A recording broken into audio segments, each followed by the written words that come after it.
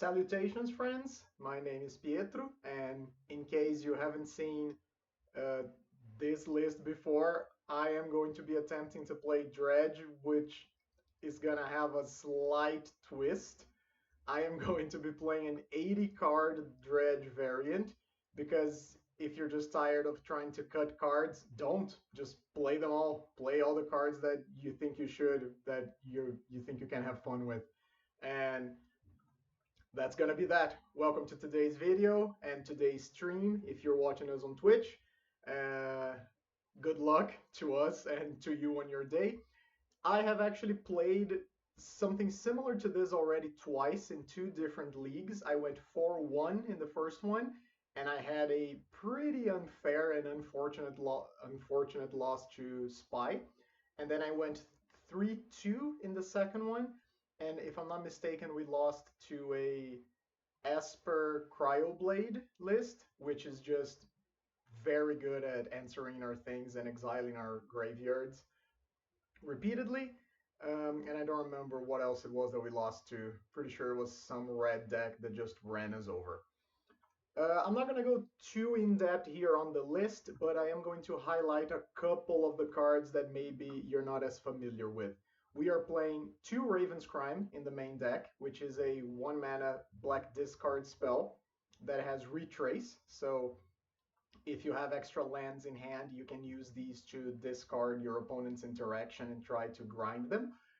Or you can attempt the secret mode, which is to Raven's Crime ourselves. So much in the same way that sometimes legacy players are going to Thoughtseize or Cabal Therapy themselves to send their pieces to the graveyard, we can attempt to do the same thing. So if we have a Lothlet Giant or a Dread Return stuck in hand, or even just like an Acorn Harvest if you are really desperate, if you have these stuck in hand, you can just discard them to the graveyard and do your thing right away. Send a Stinkweed Imp to the graveyard if you want to start dredging early, or whatever else. Like, it, this is a situation that is more of a corner case, but it has already come up in the 2 leagues that I played more than once. We are also currently playing Writhing Chrysalis. It's just the best creature in the format, so we are going to be playing it as well. 3 bodies for Dread Return. Um, Plays very well off of Malevolent Rumble. And then we have 4 Chitin Gravestalker, which is ideally a 1 mana 5/4 in our deck. This is more of a mid-rangey threat, but you can just like play a 2-drop on turn 2, play another 2-drop into a Chitin Gravestalker on turn 3, and especially in matches where you want to pressure, or you want to trade, or you want to block, this creature is very good. It also has Cycle for 2 mana in case we are desperate to dredge more. And then we are playing 2 Golgari Brown Scales and 2 Greater Moss Dogs.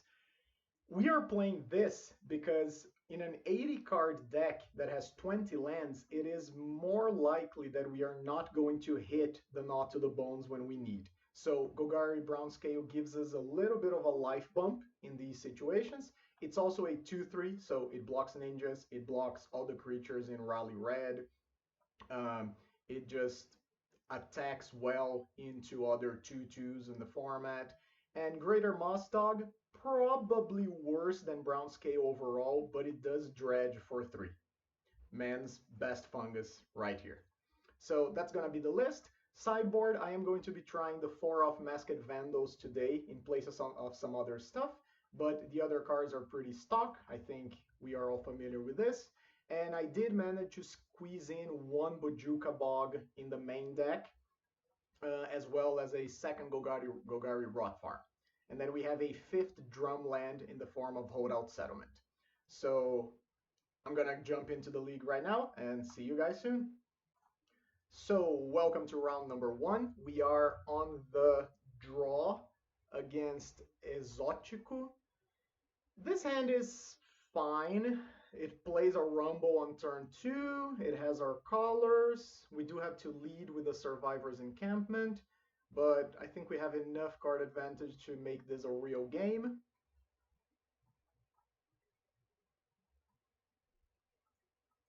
Swamp into Mortician Beetle. Okay, So we are playing against Black Sacrifice.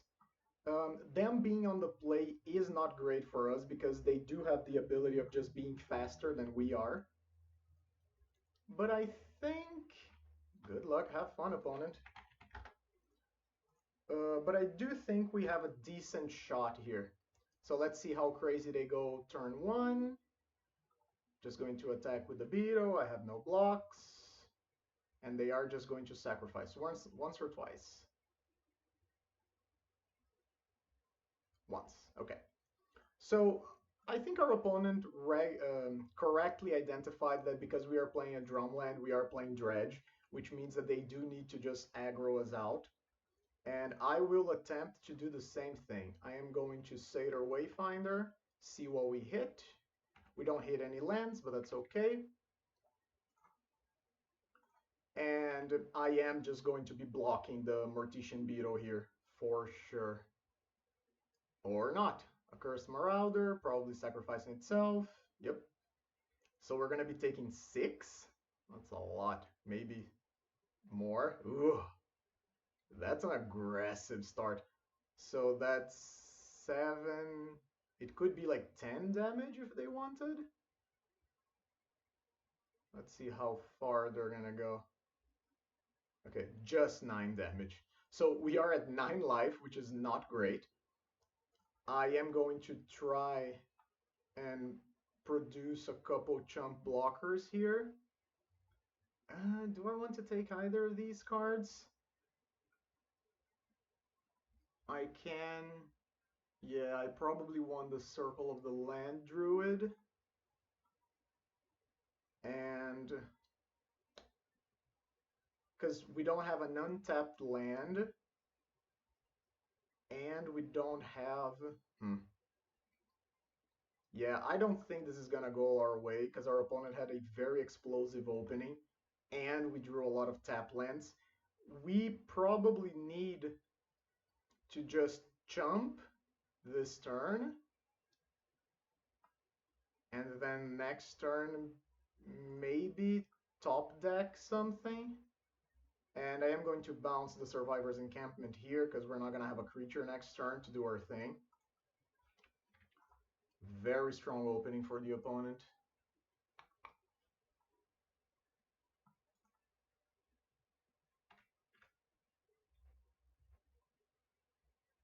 Yeah, so they're going to attack. We are going to block the Beetle.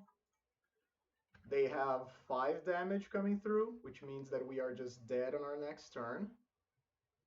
Corrupted Conviction, sure. Bloodthrone Vampire is not great. And we didn't even top deck the thing that we wanted. So right now I think we are on Not to the Bone or Bust. We did hit double Not to the Bone, but is that enough? Because we gain 16, we go to 20.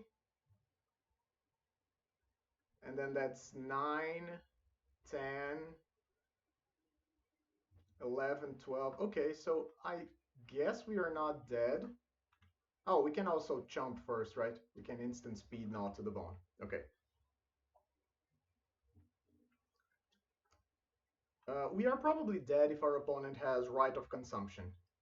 But I think we would be dead against that either way.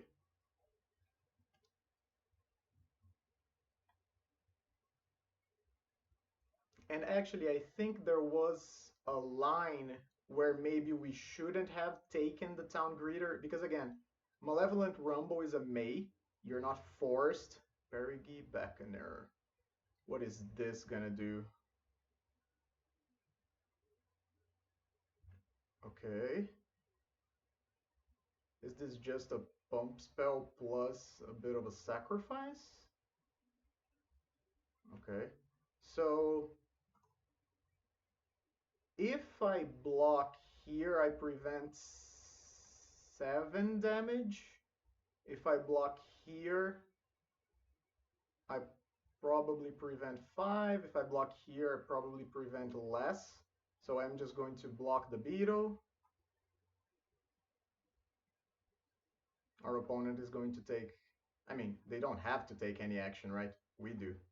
So do this, yes. Yes, you can grow your thing. That's fine. May I go on? Yes. Okay.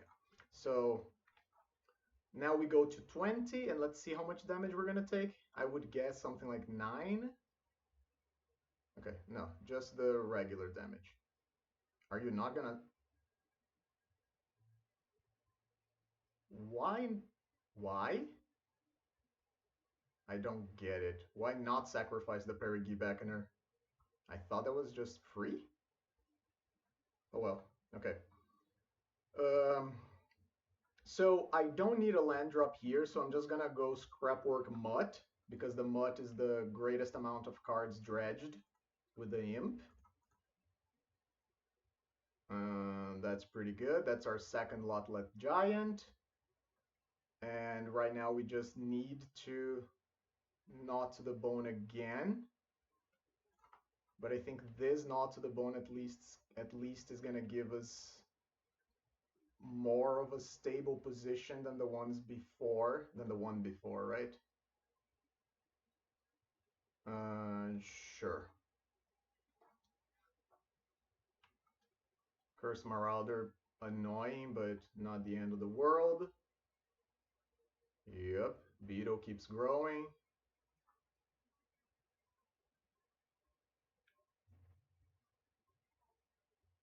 So this is an attack that is lethal just by itself, because it's 14 points of damage. Meaning I just have to Gnaw to the Bone.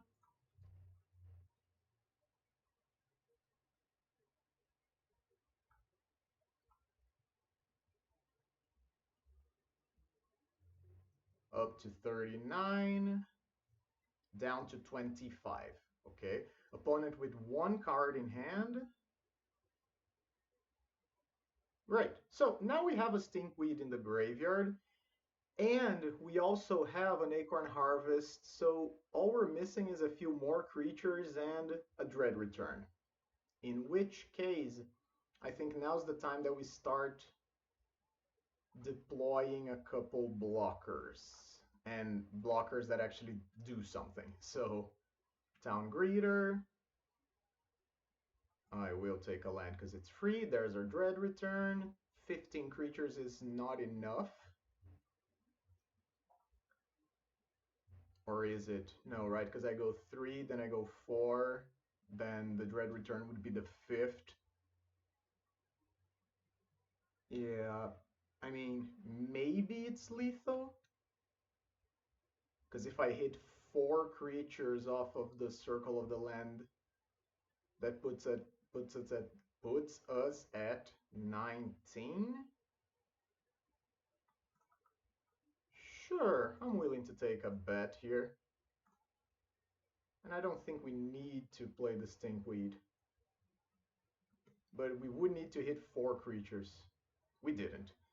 So, considering we didn't hit the creatures that we needed, I am just going to Acorn Harvest. We have 4 blockers now. I think we are in pretty good shape. Unless our opponent just has the combo. But even if they do have the infinite sacrifice combo, they would have 3 enormous creatures to attack us with. And we have more than that in blockers. So they can just get in. And the vampire? Or no? No. Okay. So I am just gonna chump one, both. I think I just chump the one, right? Because that's 3 damage. I don't see how I'm gonna die instant speed. I could be mistaken, of course, but I don't think there's anything that gets us here. And we have 6 mana, correct? I will just take a County Garden in case I need an extra creature from my land drop. Okay, and our opponent just concedes because they saw that they're dead. Whew! Was a little dicey there at the beginning, but I think we got there. Once we hit the 2 Gnaw to the Bones and we didn't die immediately, we were in a pretty good spot. Now, sideboard-wise here. Raven's Crime can have its moment to shine, but I don't think this is a grindy matchup. I think this is just a matchup where we stabilize. I am worried about Nihil spell bombs. If I was worried about the Perigi Beckoner combo, I could Coffin Purge, but I'm not that concerned, I don't think. Now the thing is, would I rather have Masked Vandal or Ancient Grudge in the deck for the Nihil spell bombs? And I do think the grudges are better in this particular situation. I could do a split, but I don't really feel like it. And I think that's all. You are going to notice that in this version of Dredge, we are not going to be sideboarding as much as in the other ones, I think. Uh, this is a turn 2 Circle of the Land. We we don't have anything else. We do have a million lands, but we do have a Chrysalis. Plus, we have some card advantage stuff. On the draw, I'm gonna keep it. This hand can suffer to a what's it called? It's not temporal manipulation. The new discard thingy, temporal isolation, I think it is. Yeah, land number 5 is not what we wanted to see. If we get hit with a temporal isolation, yeah, our hand can kind of fall apart here because they can either take our 2-drop or our Chrysalis, but please, stop. Opponent not doing anything for the first 2 turns of the game is strange, definitely. Yes, I will be milling 4. Okay, so there's a land there, there's a county garden in case we want to get that back. 3 mana. Okay, that's...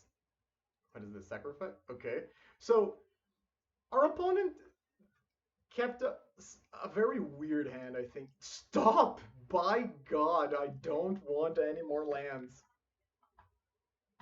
Again, we are a 20 land deck, so yes, the usual things of like, oh, it's gonna be very hard for you to flood out playing Dredge.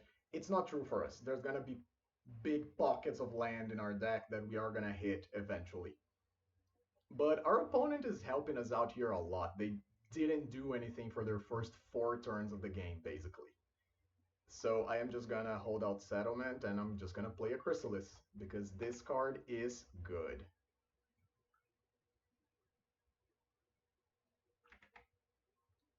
Another upside of Chrysalis here is that it's just a creature that ramps you. So if you're interested in casting Generous Ants or Trolls of Khazad-dûm or... Okay, sure. You have another one of those. My Chrysalis dies. That's fine. I get left... Yeah, I get left behind with 2 Eldrazi Spawn. I'm not worried about taking a point of damage. That's okay. Oh, there's our friend Brownscale. So, considering our situation, I will just... I guess I could deploy both of our creatures, right? I would have to sacrifice both of the Eldrazi Spawn, but then I could Rot Farm to get the garden back. Yeah, I think I'm into that. Play Brownscale. Play Stinkweed Imp. Oh, wait. Whoop. I am not attacking. I will just Rot Farm. And even though I cited out the Raven's Crimes in this matchup, you could have seen that in this particular situation, it would have been really good. We could have had our opponent discard their entire hand here. Mortician Veto, okay. Unearth. Okay, do you have another? Okay. So I'm gonna lose both of my creatures here.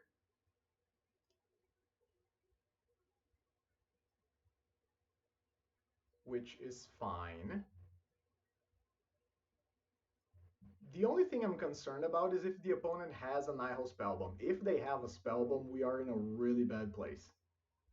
But if they don't, they just gave us a lot of Dredge power.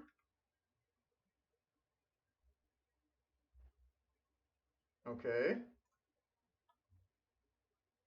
Okay, so are you playing Fairy Macabre?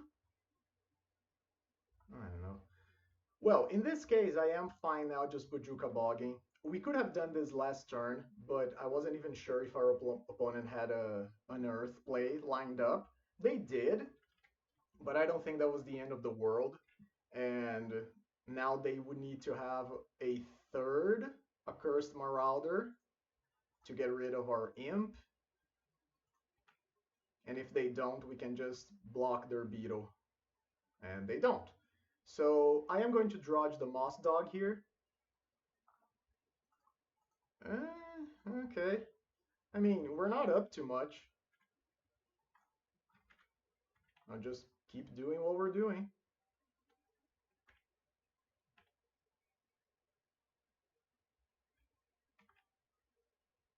Man's best fungus. Yeah, and there's the Nile Spellbomb that I mentioned, which means that now I am. I think they should have attacked 100%.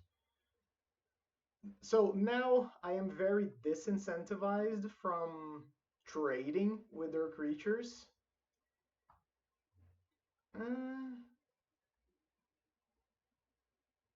Do I want another blocker? Because honestly, we don't have anything right now in the graveyard that we're worried about losing. I think I'll dredge once more. Okay, Circle of the Land Druid is annoying-ish. I'll just cast the Brown Scale. And yeah, I'll play another land. And then I'll probably start holding the lands back. Because I think that if we start hitting the scrapwork mutts, we want something to discard to them. All of our dredgers are in play. Oh, that's a perfect draw. Wow, that's really good.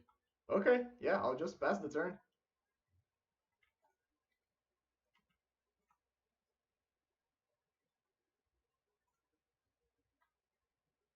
Okay, so opponent unfortunately is gonna get got here. Yeah, they're gonna draw two cards, that's fine.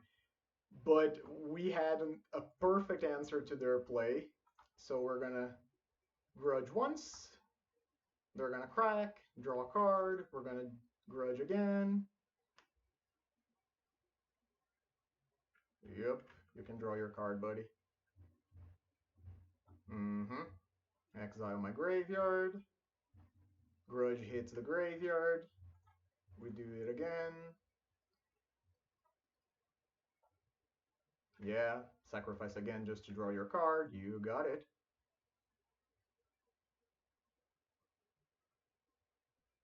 Great. I'm we're just drawing hot now after our start of like a million lands. We're just going very well. There's double Outlet Giant. I like that a lot. In this case, there is maybe an incentive for me to start attacking. And honestly, I think I will. And I think I will just start attacking with the Moss Dog. Because if our opponent blocks, it gives us a Dredge 3 that we can start doing next turn. And if our opponent doesn't block, it's just free damage. Maybe there was even an argument to be made that I should have attacked with the Brown Scale as well. But then I think that if I get hit by the third Nile Spellbomb, it's just too bad, and I don't really want to do that. Moss Dog, Dread Return, and Scrapwork Mutt, so I am going to bring the Mutt back. And we hit another Grudge. Yep. Chuck this, bring it back. Ooh, another Dread Return. Okie dokie. In this case, then, I will just play. I think we don't need to tap it like this, right? I'm not too worried about colors. I'll just cast the Moss Dog again. Do I want a giant or do I want a Troll of Khazad-dûm? And I think that that is a real point here. I could even want both, possibly. Hmm.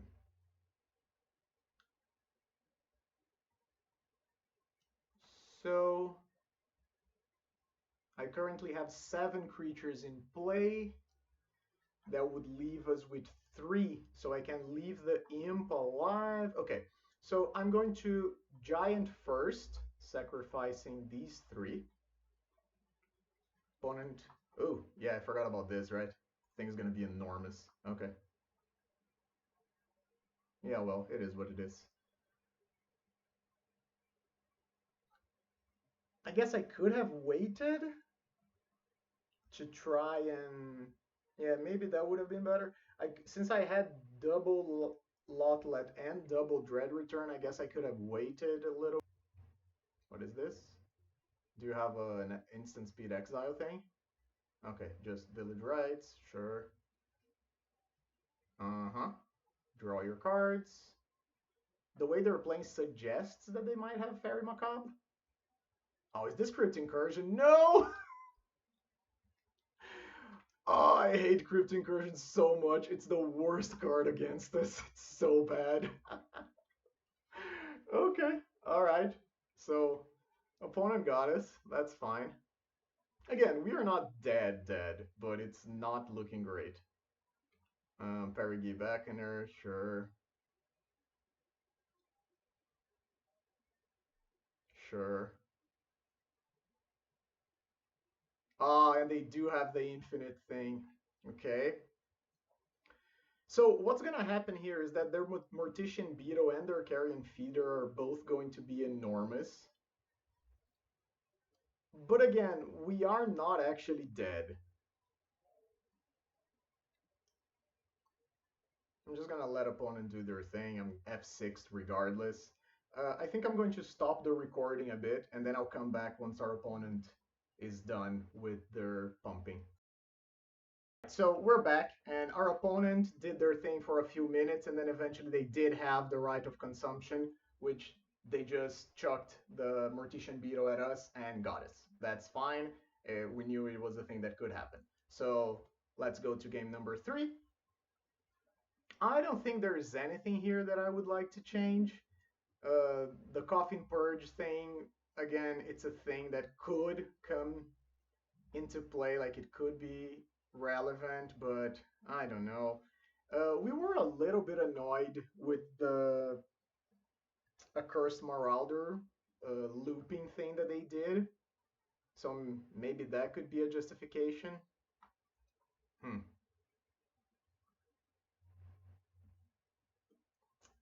But at the end of the day, I don't think it matters as much. We got there because they had the early Accursed Marauders plus the Nile Spellbomb plus the combo eventually, so I think that's fine. If they were packing that level of Graveyard Hate, I'm not even like Graveyard Hate, but interaction overall, I think I'm okay. We are now on the play. This is a hand that has a giant, which is not great, but it is also a hand that just has a play on turn 2. We can play a tap one on turn 3 if we would like, and we probably will do that. I think I'm gonna get my Haunted Mire here. And maybe this just shapes up to be a game where we it's a bad draw. Maybe this shapes up to be a game where we just dread return something on turn 4. Okay, Coney Garden, Scrapwork Mutt, I'm okay with those cards. I don't think our opponent is going to attack, and they won't. Are they missing a second land? No, okay. Mortician Beetle, sure. So they either didn't have the second land or they didn't have the Mortician Beetle, right? Because otherwise it doesn't make sense to play the way they did. We drew a Malevolent Rumble, which is a perfect draw here.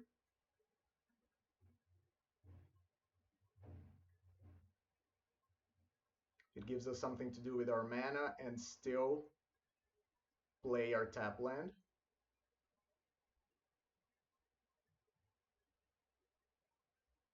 Oh, and we also got hit with the Crypt Incursion last game, right? Yeah. I mean, I guess the Crypt Incursion didn't even matter because our opponent was just going to have the kill regardless. But I guess they got worried that if they didn't do that, they might just die to the double Dread Return. They wouldn't, but they didn't know that.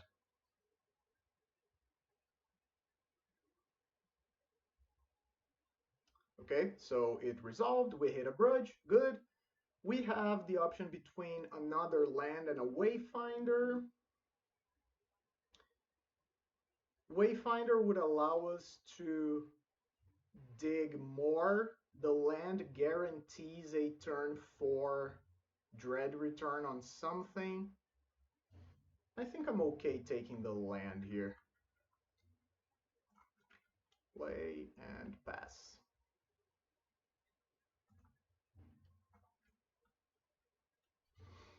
And I think I want the land because this is the type of matchup that can, like, we survived the initial onslaught of attacks from our opponent, right? They haven't even attacked us yet, but you know. So now I am interested in just blocking here, getting my county garden.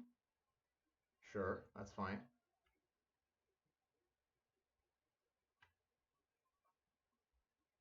Mm-hmm. Uh, do I want? No, yeah, I want the county garden. I'm gonna have to tap my Eldrazi spawn to do my thing, but I think that's okay.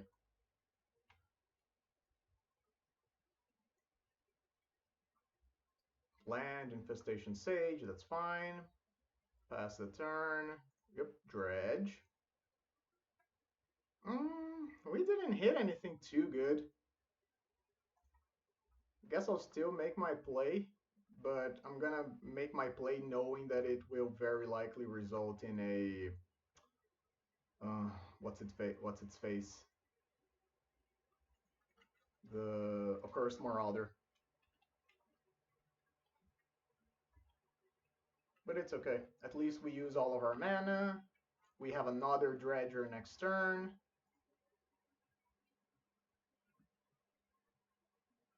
They cycled? Wow. That's bad for them. And they don't have anything? Woo! Alright. So, we got a Dread return. Chrysalis, not great in the graveyard. I mean, it's a creature, sure, but it doesn't come with the spawn once you bring it back. We are currently at 5 mana, so... And our opponent does not have access to Crypt's Incursion, and they don't have a Nihil Spellbomb in play. So I think I might do this, bring back a Mutt. I'll discard the Lotlet Giant. Do I want the brown scale? I don't think I do. I think I'll just take a random draw. Perfect. I will just play this.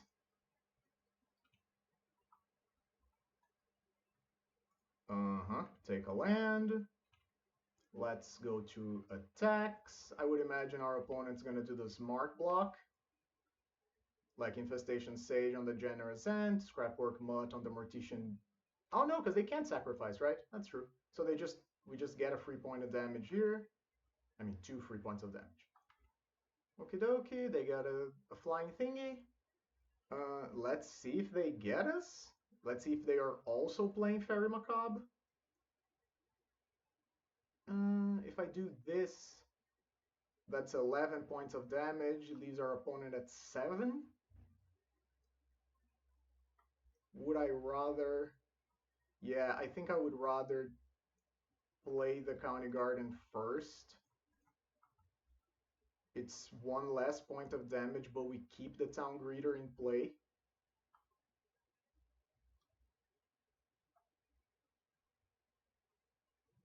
Are you going to... what? Tragic Sleep? No. Okay. Dread Return, Lotla Giant, sacrifice here, here, and here. Our opponent gets a bunch of counters. Not good for us, but it is what it is. It just works. So our opponent takes 10, goes to 8. 2 mana. What is this? Cycle another Unearth? Okay. Another land. Shambler, sure.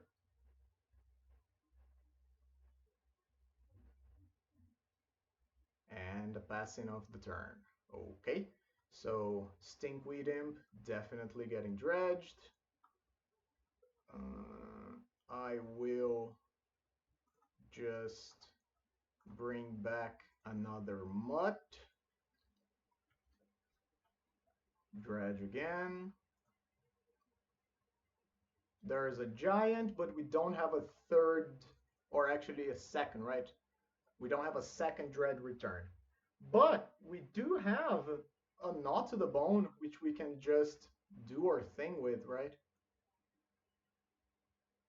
Now, the question is, how much am I attacking for?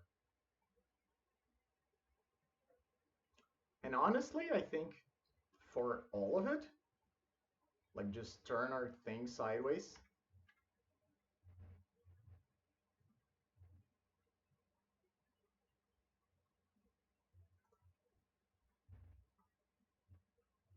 Mm-hmm. Mm-hmm. Take 5? Sure. That's fine by me. Okay.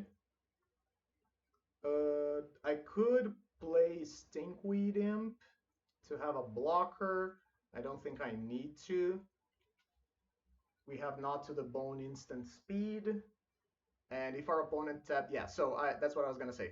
If our opponent taps out here for any reason whatsoever, I'm just going to not to the bone in response.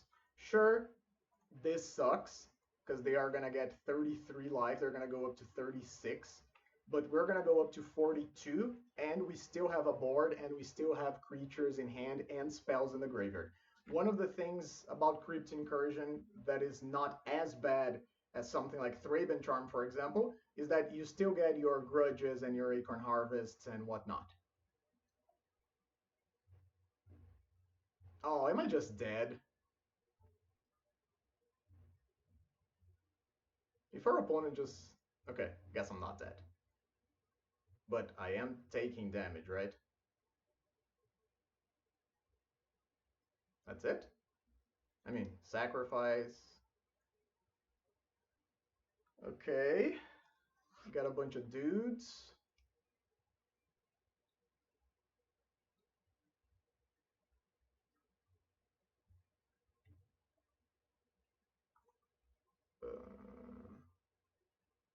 So we have 2 trolls in the deck, one in hand, one in play, and we have 3 dread returns in the deck still.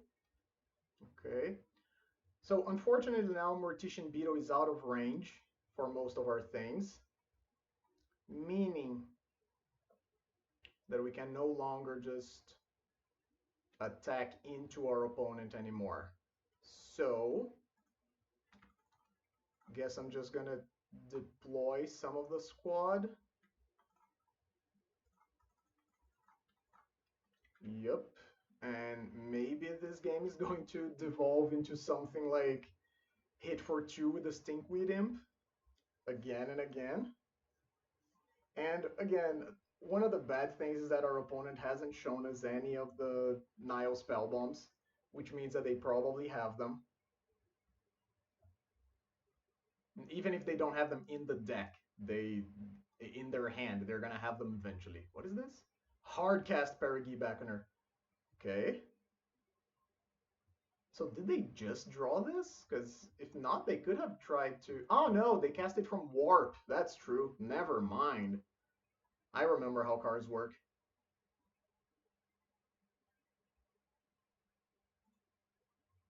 Yeah, sure. Always yield. Always yield to everything. Ay, that's a big board our opponent has. And now we do have to be worried about the second Perigi Beckoner plus the thing just punking us out. Yep. Not looking hot for us right now. So 4 mana. Guess I'll keep a Moss Dog in hand. Play a Harvest, Battle of the Squirrels. Play a land. And I will just bring... Oh, guess I can't do that. No, I can. It's fine. Yeah. Let's do it like this. And then just bring it back. So we can't attack, our opponent can't attack, but unfortunately they already have most of their combo available. Yeah, I don't know how this one's gonna go.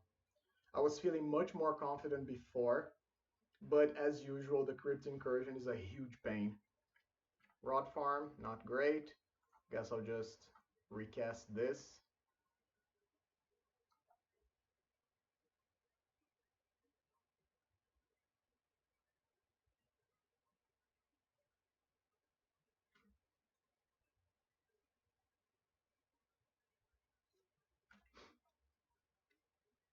Come on, friend.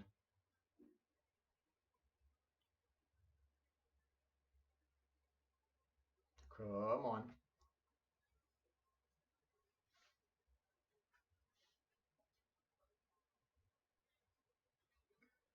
So my plan is probably going to be to start attacking with these guys, or maybe like one, and then keep back a Moss Dog, because the Moss Dog at least blocks. Okay, so our squirrels went through. Rod Farm. Bring back County Garden. 1, 2, 3. Wait, I guess I'll keep 1, right? 2, 3, 4, 4. Okay. Play the Moss Dog. Start attacking. And by the way, our opponent is holding cards in hand. I would probably guess that they have some number of Nile Spell Bombs and or Rite of Consumption. Okay, stamina's fine. It's just more squirrels. Village Rites is not great.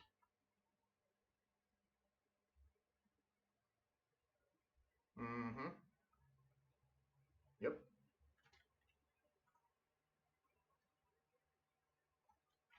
And I'll just yield to the next end step. Yeah, Mortician Beetle number 2 also not great. End step will just gain 3 life. Untap. Okay, so that plays, that has text. Wayfinder. Double troll, but at least we hit a Moss Dog. I will play another County Garden. Go to attack. Oh, that was very fast. Go to attacks, hit him, pass the turn.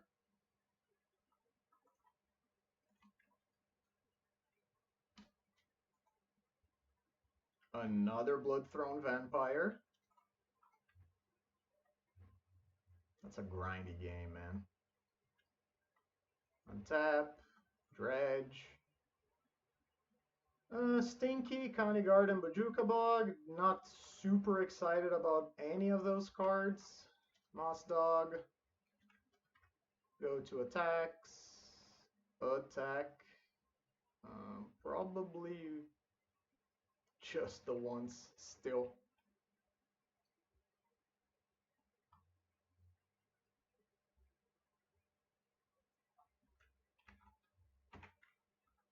Yep. Makes sense. Probably deploy the first one because now I have a Dredger, so they want to get rid of it. Grudge it. Opponent cracks it, sure. Don't care, there's nothing else in play that I want to grudge.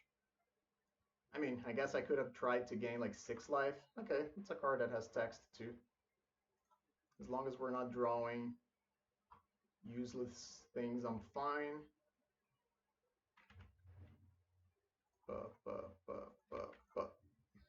Pass.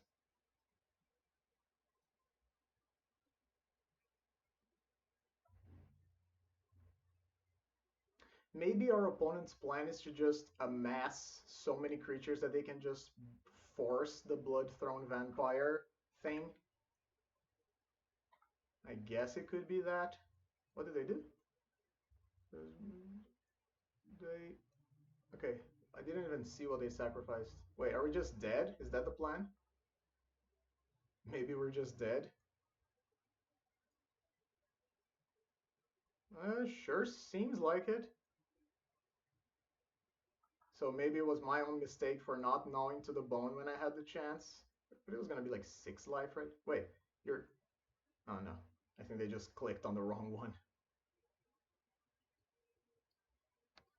I'm gonna trust that my opponent drew their second right of consumption, and they are going to kill us just by throwing their creatures in our face here. Because that's what it seems to be happening. 21. Sure. That's already lethal. Uh-huh. Yeah. Right of consumption number 1. Yep. Number 2. Yep. So unfortunate. We got stuck on a stalemate where our opponent had I mean, it wasn't really an infinite play, right? But they had an out and they just drew double Graveyard Hate. Uh, of course, as usual, Crypt Incursion, huge knockout against the deck. And it just gave them the amount of time necessary to stabilize. They also played it in response to our thing. So they blanked our reanimation and then they had the follow up. And then they just made a million creatures and eventually brute forced their way. Unfortunate, but that's what happens sometimes. So we're now 0-1, and I'll be right back for round number 2. Alrighty, and welcome to round number 2. We are on the draw against ETRXD. So this is a hand that plays. It's not very exciting, and it is a little more on the grindy side. Lotlet and Acorn Harvest are kind of mulligans by themselves. I think we can do better than this. And this is not better. We're going to go to 5. We're going to go to 4. Okay, so this is a hand that does the things that we wanted to do. Guess I'm keeping Wayfinder plus Rumble, because that lets us see the most cards with the most advantage. So we're against Fae. Being on the draw on a mulligan to 4 against Fae is never a good feeling.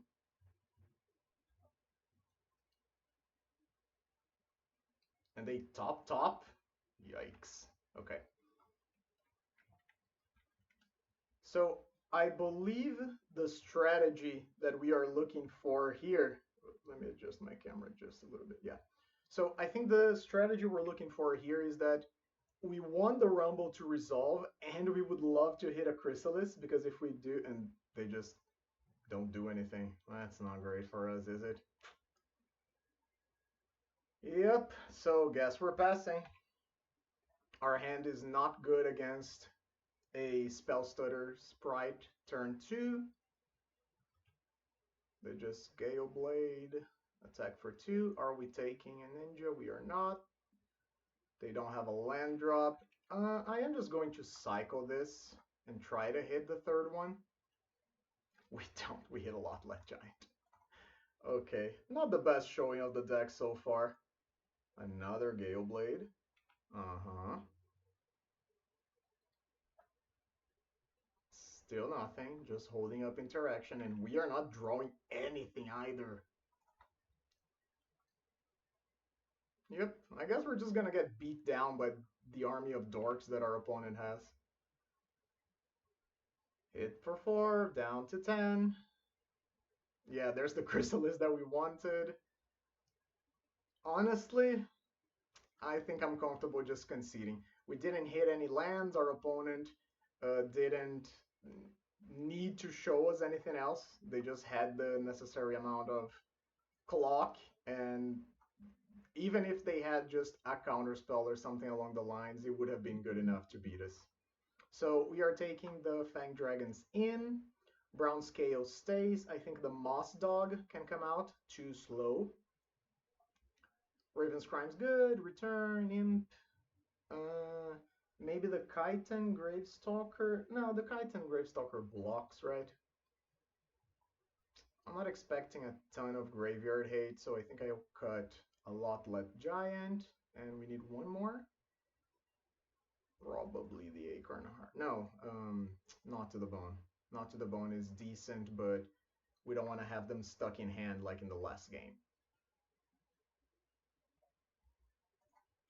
I would love to play first. So this is a hand that is it is slow, but at the same time we have the Fang Dragon, and the Fang Dragon is gonna get turned on by turn 3.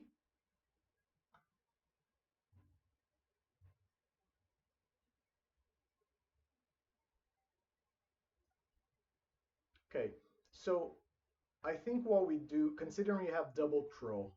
Oh, and our opponent mulligan to 5 cards. Lucky day for us, I guess. Okay, and they keep.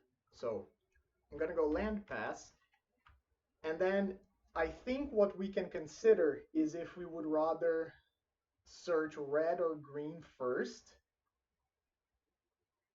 And I think we go for, okay, Fairy Seer. I think we go for red, and then if we don't spike a green land off the top, we just immediately cycle for the green one.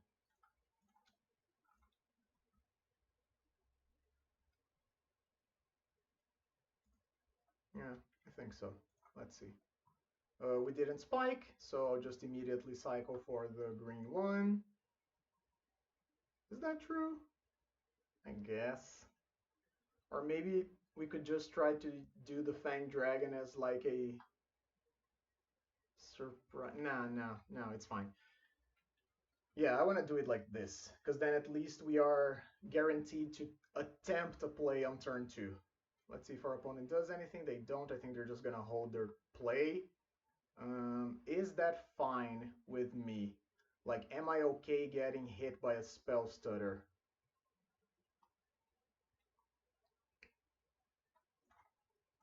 Honestly, maybe, because if they bring it back, if they ninjutsu the stutter, yeah. If they ninjutsu the stutter next turn, then maybe hopefully they don't have the mana to do the rest of their, like to hold up more interaction. One mana ninja into untapped land here would be a disaster. Okay. Do you have the untapped land? You do. Ugh. Oh, but you play something? Wow. Okay. I mean, thanks. So our opponent did not do, like, I don't think our opponent is thinking through their options here very well. I'm just gonna take a land. I'm just gonna play this, and then I'm gonna wipe their board. Yeah. Maybe our opponent just doesn't have, I mean, they did mulligan to 5, so maybe they just don't have anything else. But now I know that they have, what's its face? Gale Blade, is that the name of the thing? Oh, they just passed the turn? Sure. I'll just drop my guys, I guess. Land Druid.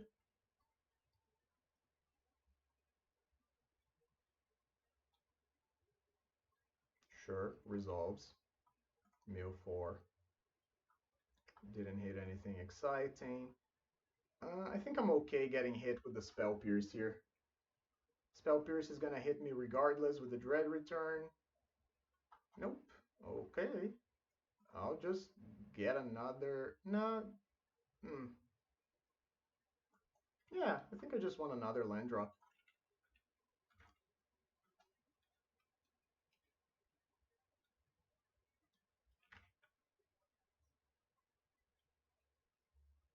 Yep, Gale Blade.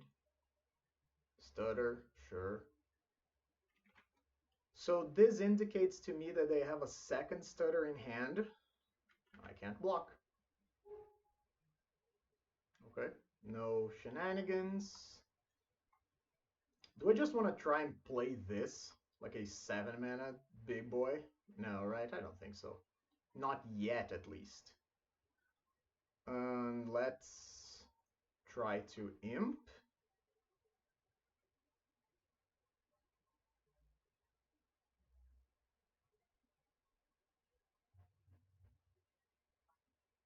Sure. Let's attack. Our opponent can have a Brine Barrow Intruder, but if they do, that's okay with me. They just take the damage, and then I will just play my Brown Scale. Big boy lizard. 2-3. Yeah, we got a reader. Opponent has probably never played against this card before. It's not a very good card, truth be told. But in this matchup in particular, it blocks. That's fine. Yeah, I'm blocking the stutter. I don't think this is going to work out for me, but even if they just Brine Barrow to reduce the power, I just... Sure. So you're going to 2-for-1 yourself? Okay. You 2-for-1 yourself and you took 2 damage? Be my guest. We have a Dread return, still no Giant in the graveyard, but we can get in for 3. Let's clock them.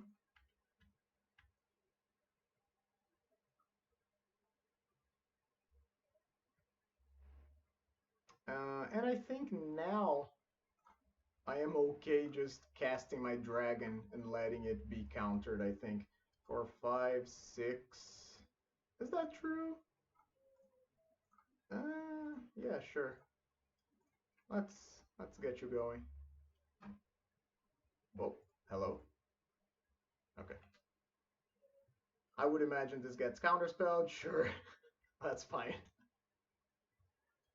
Opponent didn't want to have to deal with our dragon. 4 Fang Dragon. 1 damage? Yep. Yep. Bring the Brown Scale back. Gain 2 life. Go to attacks. Go to attacks? I think I can bring back a friend. Having 80 cards in the deck means that we don't need to be worried about getting hit with, not getting hit, but like losing to a decking situation. We didn't hit anything, but that's okay. Get in there. 5 damage. Yep. Second main. Play our boy.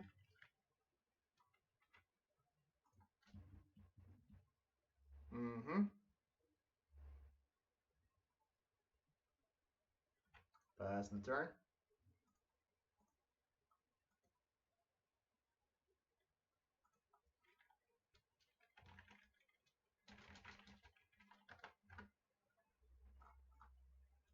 Opponent passes the turn. We have a big thing to play. I'll just get in there again.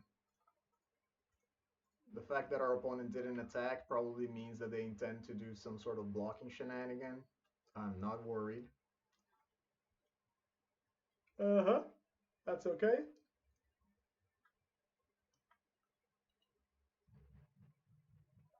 On the Brown Scale, I imagine? Block the Land Druid?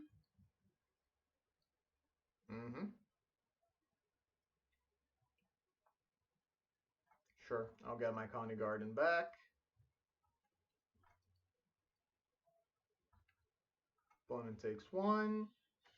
I will attempt to hardcast a Generous End.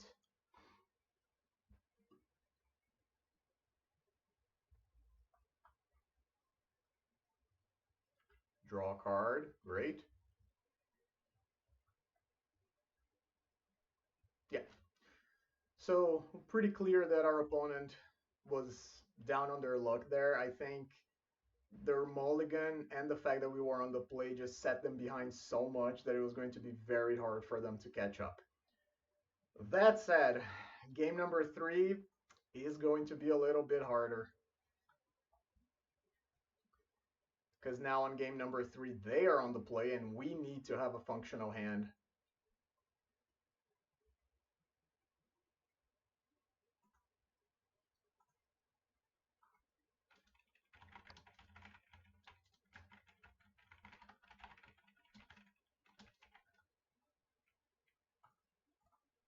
All right, so let's go. Yeah, okay. Yeah. This is probably one of the better hands that we could ask for. We play on curve. No guarantees that our town greeter is going to resolve, but we have another creature in case that happens. Okay, why are you always here? Why? Every time. There's only 3 of you in the deck now. Okay. Gale Blade. So notably, starting with Gale Blade means that we cannot get stuttered on turn 2, which is great for us. Hit for 2, I would imagine you play a land. Ooh, no second land. Okie dokie. Pretty good for us. Untap, land, Wayfinder.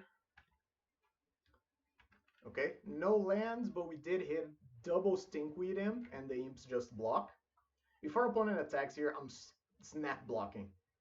Yeah, like, I don't care about mutagenic growths, I don't care about Brine Barrow Intruder or Humbling Elder. I just want them to spend their mana so that we can play regularly on our turn. Sure. So you didn't have a land last turn. Do you have a land now? Because this seems bottom. Okay, so I'm expecting mutagenic growth. No, they just trade? Yikes, opponent. Okay, so land and imp.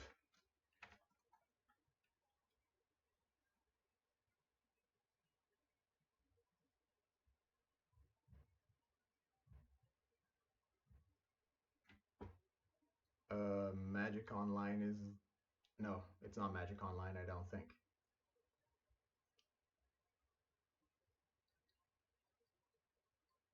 That was a strange attack, I think. I don't know if I agree with that one.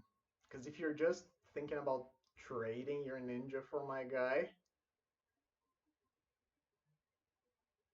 Why are you... Oh, because you had 8 cards in hand? Okie dokie. Bring another imp. Okay, Raven's Crime is good to have, but I'm not gonna be too focused on that one right now. I just want to keep hitting my land drops. And I don't think there's a need for me to Fang Dragon right now. I think I would rather just use my mana as efficiently as possible. I mean, in which case, maybe it would have been better for me to get a tapped land and then play a 2-drop. Could be. I don't know. I think I'm okay taking a draw. Yep. Fantastic. Rumble. Bajuka Bog is a land. I think I'll take that. And I'll attempt to put our opponent out of his misery, their misery. Does this work? It does. I'll just play this, exile your things. Crash in for 2.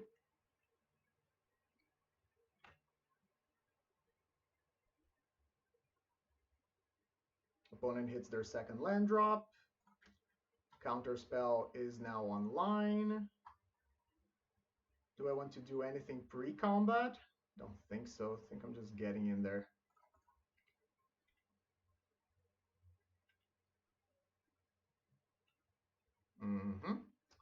So now I think I'm starting with Wayfinder.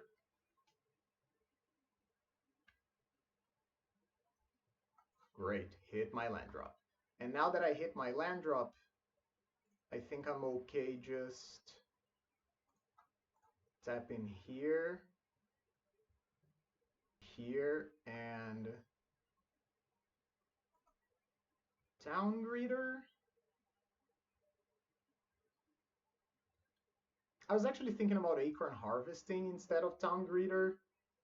Maybe that would have been better. Yeah, I could have saved this land in hand for like Raven's Crime shenanigans. I don't need to. I would much rather just have the 7 mana to hardcast this next turn. And I feel our opponent is hard pressed into doing something. Because if not, we're just going to be clocking them for 4 a turn and they are eventually going to die. Mono Blue Fae, yeah, exactly. Mono Blue Fae is a deck that lives and dies by tempo, so the moment my opponent missed their second land drop, the game was basically over for them. Because they would never be able to recover the tempo that they lost, and I was just going to be able to pressure them enough with my knuckleheads up to a point where they would have to make the first move, and then we would just kill them, which is what would have happened here had we played for another turn or two. We are now 1-1. See you guys for round number 3. Back to round number 3. We are on the play against Kabuki Girl 00. We will be playing first, as always.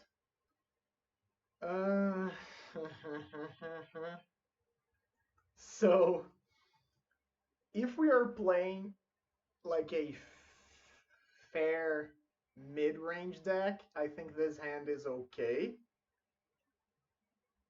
Yeah, you know what? I'll keep it for science. I think that there are so many games where you can just go like Crystallis into Crystallis and you win that it's just such a bonkers card that I think there's a pretty good chance you just want to do that sometimes. Granted, we are only going to be able to play Land Druid on turn 3. Opponent mulligan into 5.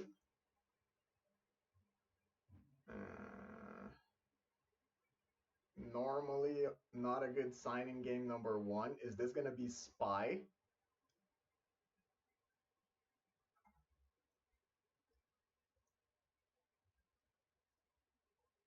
Because if this is Spy, our hand is so bad. It's really bad. We might die before we cast a spell. Okay, they kept 5. I'm gonna open up with Haunted Mire, just because I think pretending we are a removal pile deck is better than pretending we are, what's it called? Grow Ramp. And yeah, this is probably Spy. Just like Forest into... Oh, is this Bogos? Okay.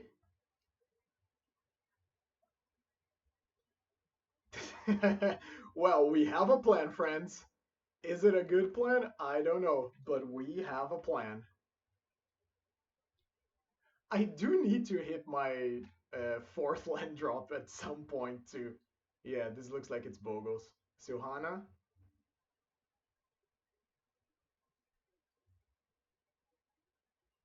Keep in mind, Chrysalis does not block Silhana.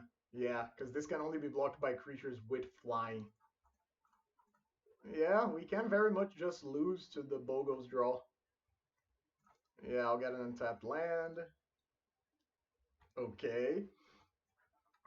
I think that is probably more important because we desperately need more. Yeah. Yeah, okay. So I am just gonna take this and hope 3 Chrysalises are going to be enough.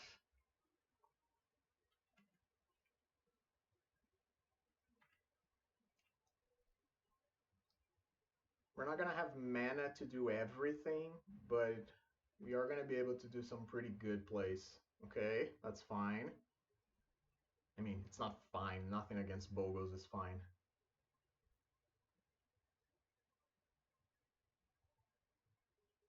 Okay, that's terrifying. Is there a Rancor in my future too?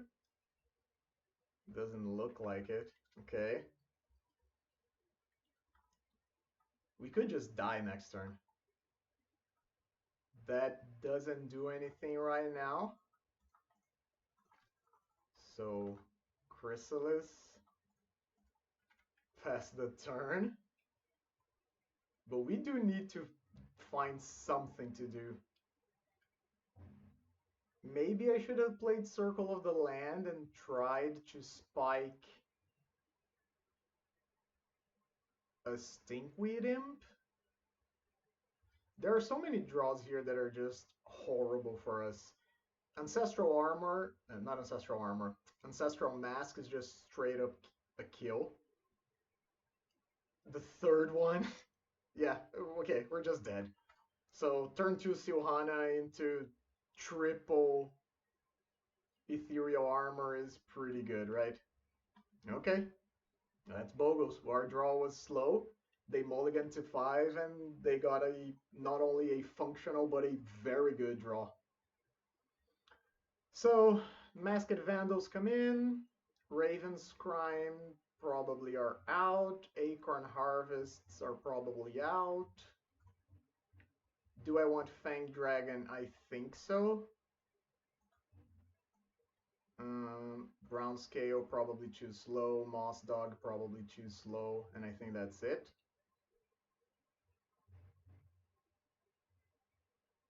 Is the Gravestalker... No, I think the Gravestalker is worse than the Dredgers, right? Because this is just a dude. Okay.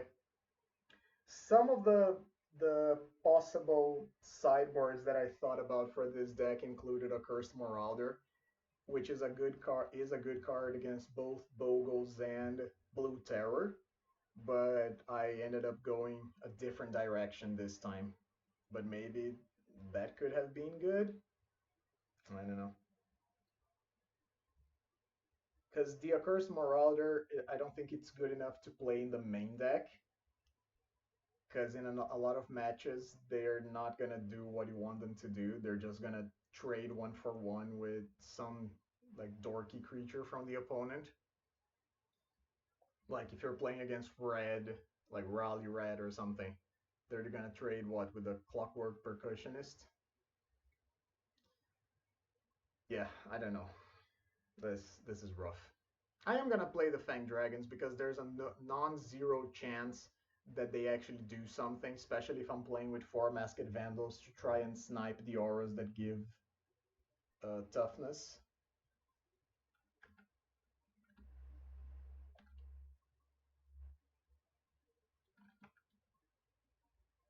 Yeah, I'm playing 4 off Writhing Chrysalis too. It's just a decent card in a lot of matches. It blocks well, it attacks well, it guns up the board, it's 3 bodies for Dread Return.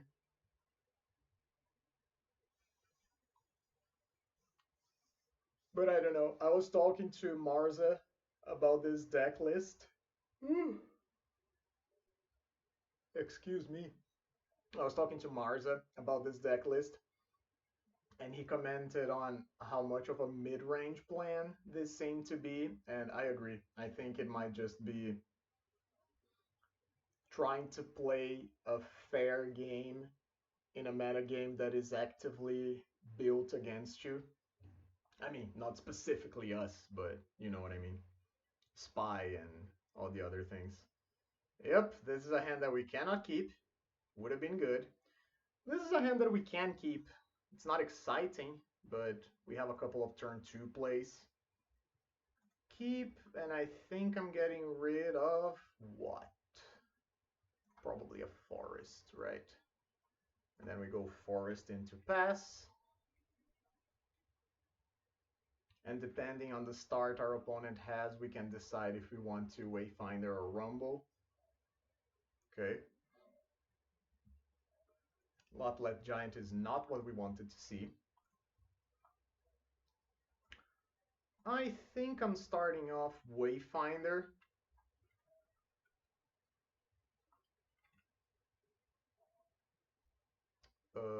Okay. I am taking a swamp here.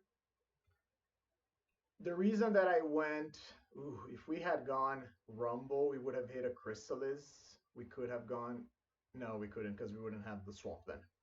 The reason I'm going Wayfinder on turn 2 is because there is a non-zero chance that our opponent has like a Rancor or something that doesn't allow them to attack.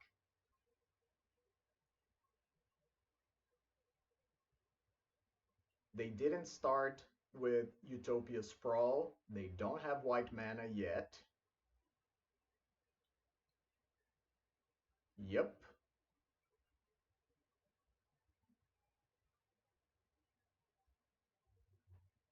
Is there another one coming? Why did you do it in that order? Okay, so opponent does not have an ethereal armor, because otherwise they would have done it in a different order. And again, the fact we played a Wayfinder on turn 2 saved us 3 points of life this game already. I am going to just play this and rumble, and we are going to attempt to hit something that we can cast. We did not. Probably just take the forest. Now our opponent has white mana, but we have a little dredger in the graveyard. And we are going to cycle the Generous End. This is the problem turn, right? Okay, Sentinel's Eyes is not too bad. Any 3 mana play is bad. What's this? Mask of Law and Grace? Black and red? Okay.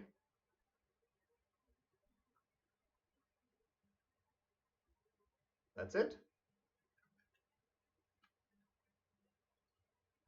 Uh, sure. Take 4.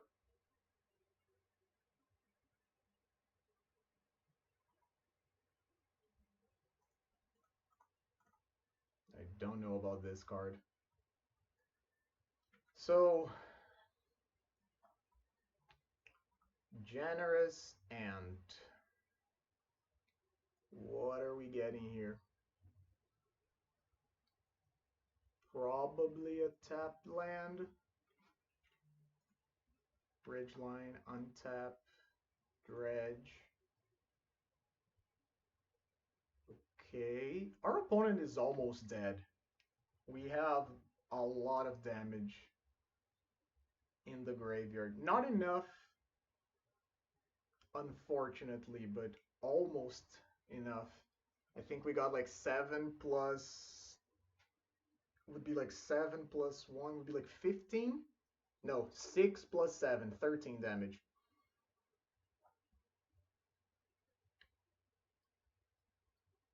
We could just giant, deal them 6, or we can attempt to stop their attacks for a bit. I don't know why they would play Mask of Law and Grace.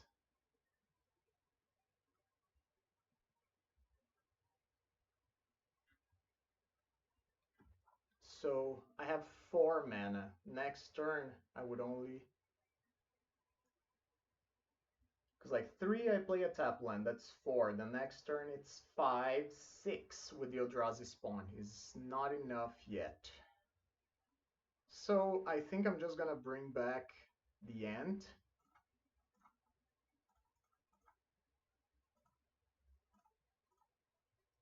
Generous Ant blocks. We can gain some life. There's no point in attacking. Important to note. Okay. Scout, Growth, Hyena Umbra. So Hyena Umbra will give this creature first strike.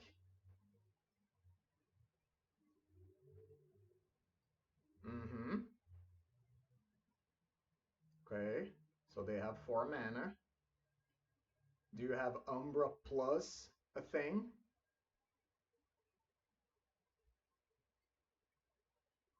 Sure. If you have an Ancestral Mask, this is horrendous for me.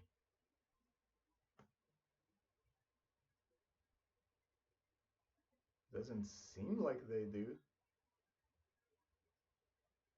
Nope. So they can't attack. Good. Okay, Not to the Bone has text. It does something. I'm just gonna play... Do I want to attack into them? No, right? Because they have Rancor. So, honestly, I think my best course of action here is to just play Moss Dog,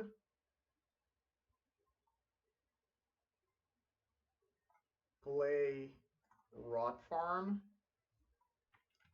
bounce the forest back, and then I think I'm just dread returning once here.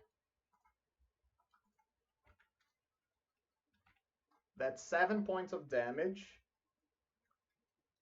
We are one more turn away from... I mean, I guess we are the same amount of turns, right? Because we played a land, but we lost our spawn. But at least we have the Moss Dog in the graveyard, and we would need to find another Dread return regardless. Yeah, I think our opponent just had a weird draw here. Moss Dog.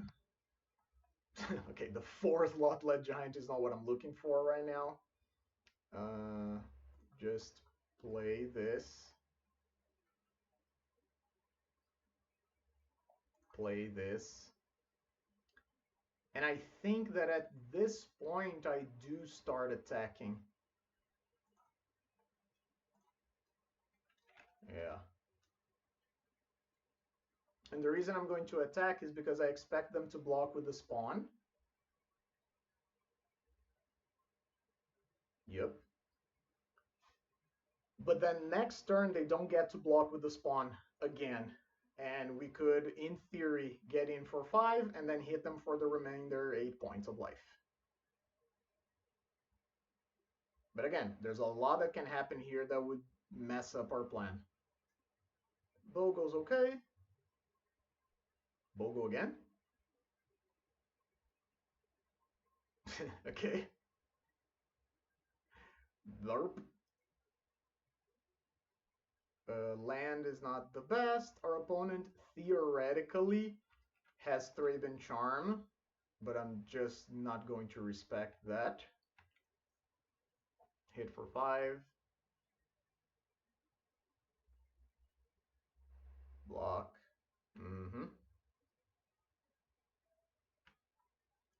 I could have attacked with the Moss Dog as well, but I'm not gonna bother yet.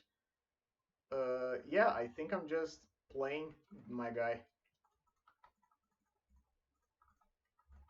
If their last card in hand is indeed Thraben Charm, it's bad. Doesn't seem like it. Okay. Alright. So I think the only card I don't want to see right now is Armadillo Cloak. Okay, that's scary.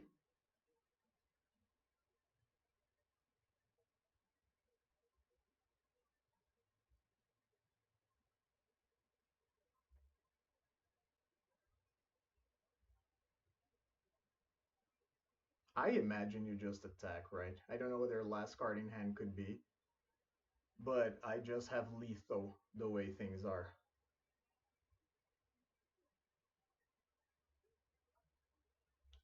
I don't know if if it makes any difference. I am just gonna block. Because if they have another guy, they're not dead regardless, and I would rather have another creature in the graveyard. Sure.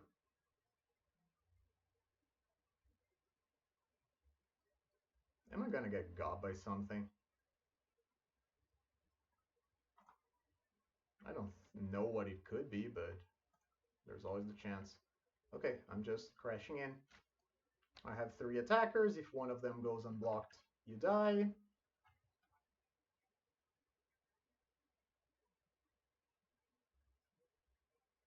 Okay, match tied.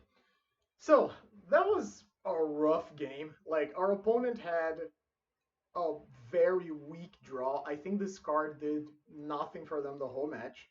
I understand why they brought it in, but I don't think it's good. I would expect them to side it out after this.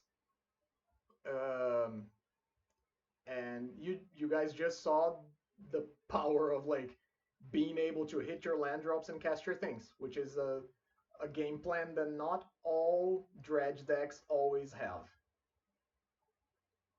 I don't think there's anything I would like to change here. I think we're just gonna resubmit and go to the next one. Fang Dragon does get weaker on the draw. because I don't have the potential of casting it turn 2 anymore. I mean, I can cast it on my turn 2, but a lot of matches by my turn 2, their creature no longer has 1 toughness anymore. But I still think I would rather have that than Acorn Harvest or Chitin Gravestalker in my deck. Or the Raven's Crime, for that matter, too.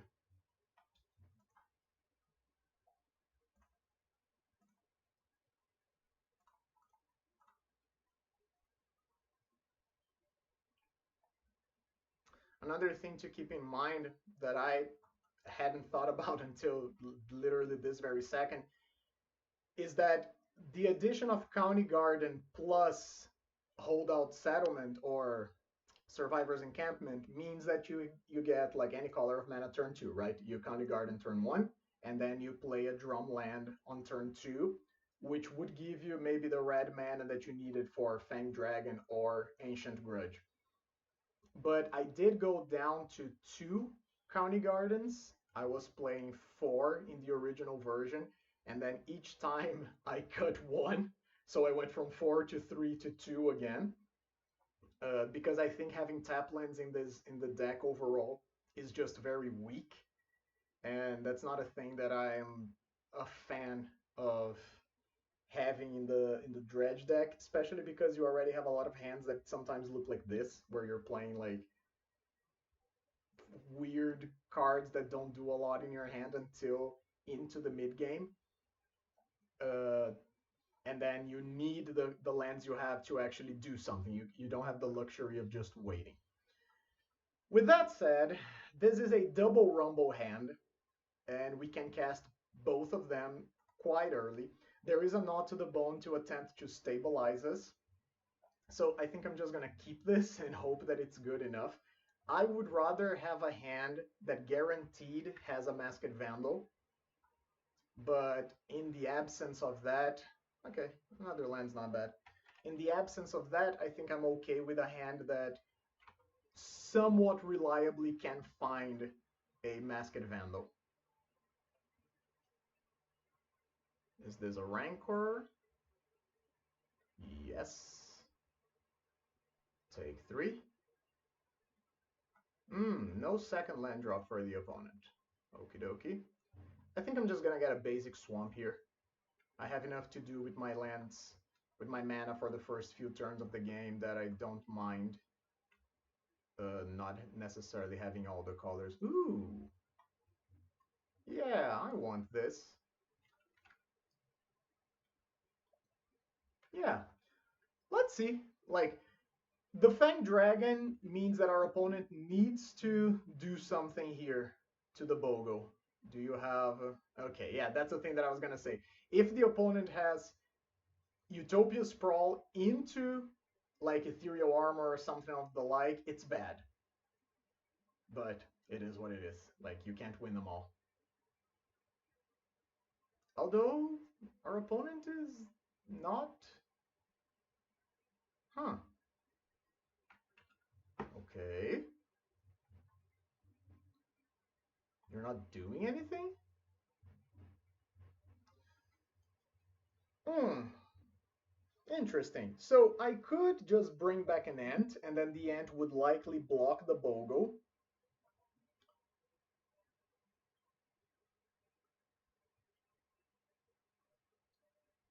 I am pretty sure that the opponent has more creatures in hand, which is why they didn't do anything.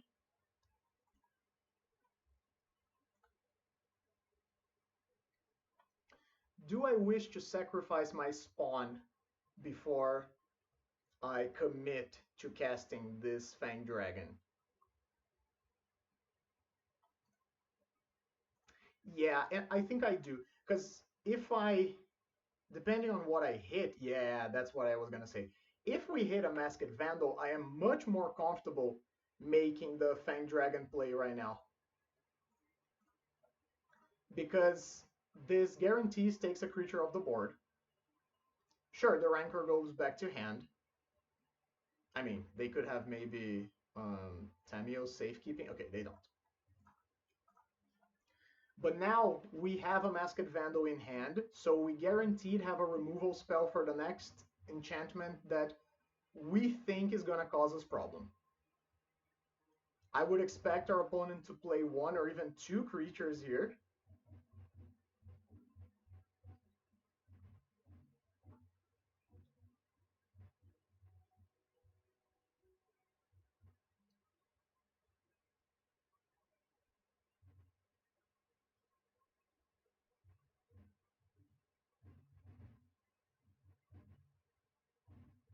Opponent not sure about what to do either.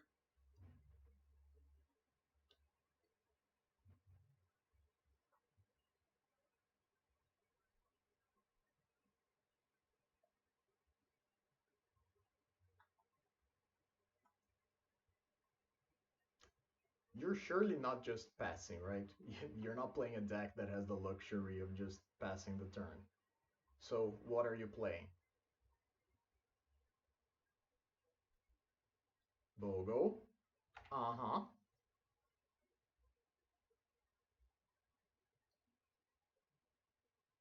Into Rancor. Okay.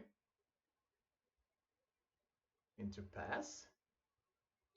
Well, now I just want to hit your Utopia Sprawl then. I don't care too much about this. I think I just want to cut you off of white mana right now. However, I will do the Satyr Wayfinder play first because I do want to hit my next land drop. There it is. And I think I'm fine sacrificing the spawn to have one more of our colors easily accessible. Tap, sack, wait. Rancor is an annoying enchantment, but I think I'm okay hitting the Utopia Sprawl here. And I'll get rid of a Town Greeter, yeah, that's fine. We now have two creatures that can block the Bogo. And if they have one more land, yep, that's fine. I still don't think you can attack. Yep. Untap here. Not to the bone and a bunch of land. So we are going to miss our land drop this turn. Unless...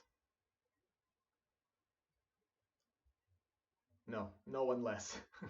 We are going to miss our land drop this turn. But considering we have 3 Dread Returns in hand, I think I'm okay just getting some creatures on the board.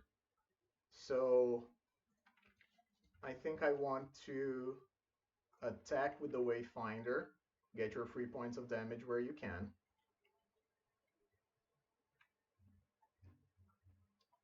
And then... Oh, I guess this is not going to work as well as I would like, huh? Yeah, I should have done it the other way around. Ah, no, it doesn't actually matter. Whatever. I'm just gonna do this. And I'll just bring back a generous ant, I think. Yeah, I think I'm okay with generous ant. And the reason that I'm gonna choose generous ant is that it's only 1 point of damage less than the troll, but it is a green card, and we saw the sphere of whatever and whatever in Mask of whatever in the last game. Hey, okay. Oh, but that's a 9/5. That's great.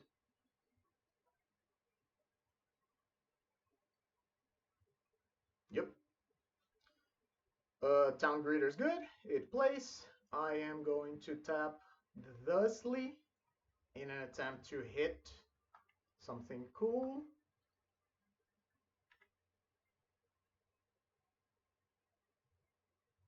Would love to find another Masked Vandal. We did not, but we did find a land drop. And there is a Lotlet Giant available as well. I am a little worried about Ancestral Mask number 2. But I also don't know what else I would like to do in an attempt to not die to that. So I could gain 14. The mask would be plus 6, so it would put our opponent at 15 damage. That would not be enough.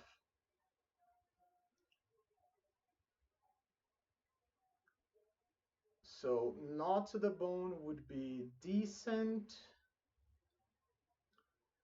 Stinkweed Imp could be good. I could go like Stinkweed into Dread Return for Lotlet Giant.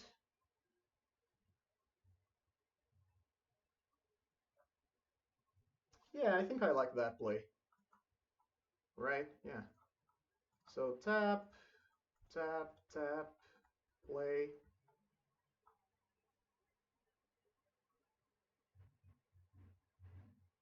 Dread Return for Giant. Here. No, wait. No, yeah. I want to get rid of the imp. Here and here. I'm okay losing the, not losing, I'm okay sending the Vandal to the graveyard. Oh, but I already had an imp. Whoops. Maybe I should have kept the one I have in hand then, in play. Either way, let's see.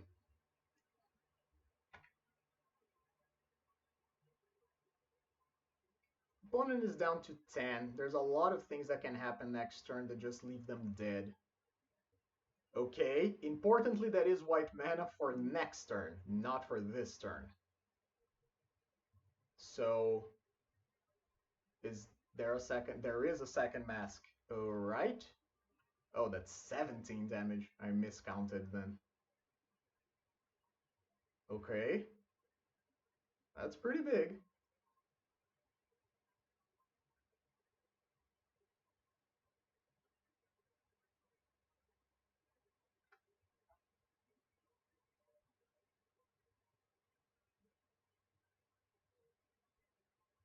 And, like, from opponent's point of view, of course, they don't know that we have another Dread Return in hand. If they did, the correct play would be to not attack, because if they attack, I send the giant to the graveyard, bring it back, they are likely dead. But from their point of view, it's probably more likely that okay, they're not attacking. I was going to say that it's probably more likely that I'll just dredge into the other pieces that I need. So Vandal is decent. So I guess here I just attack with Lotlet Giant. I would imagine opponent takes it.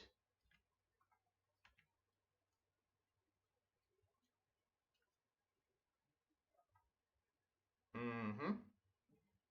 Wait, you're blocking? That's surprising.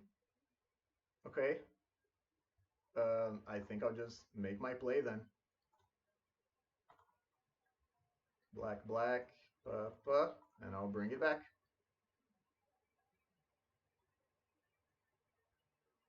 They could have the thing Tamio safekeeping, but that would put them at 12 life, which is exactly 12 damage from the giant, and we win. Whew. Every time you play against Bogos with this deck, it's very dicey. Having the Masked Vandals here absolutely made a difference. The fact that we hit their only white source for most of the game meant that they were too far behind, and we were just able to eventually nickel and dime them into, like, not being able to assemble a kill fast enough. But I'll take my wins anytime I can get them. See you guys for the next round. And welcome back to round number 4. We are on the draw against Fire Eva.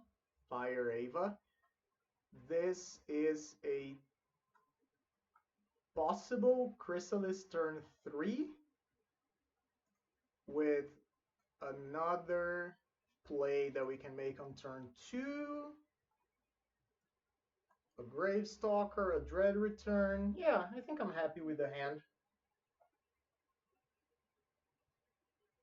Our opponent mulliganed to 6, and they kept on 6. Ooh, scary. Forest into nothing? What is this? Rot Farm great, but doesn't allow us to play our Chrysalis on turn 4.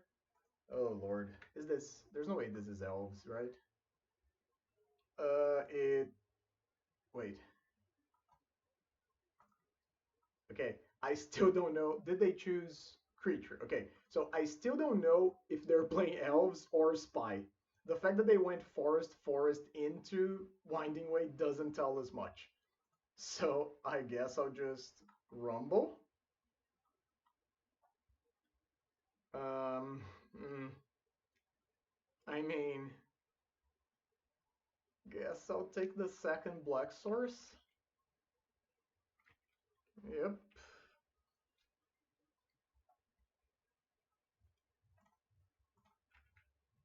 It is elves. All right. Mystery solved. Okay. That was a very slow start for elves, I think.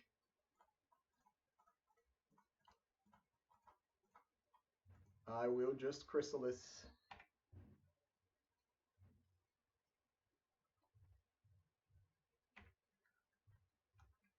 And guess we are going to see how screwed we are.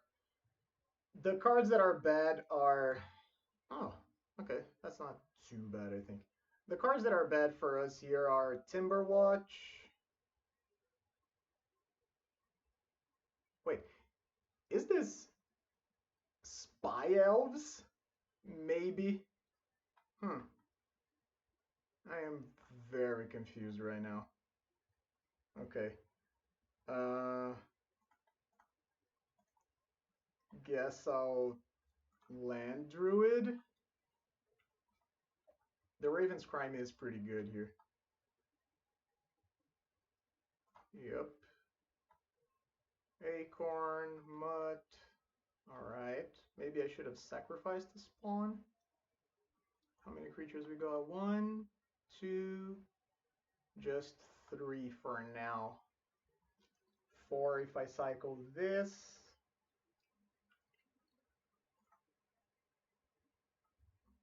But I want to play the Rot Farm. So, okay. So play the Rot Farm.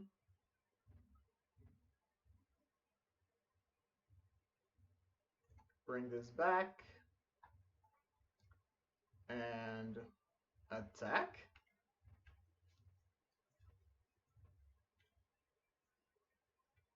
The reason that I think this might be Spy Elves is that Elves normally doesn't play Sago Wildling.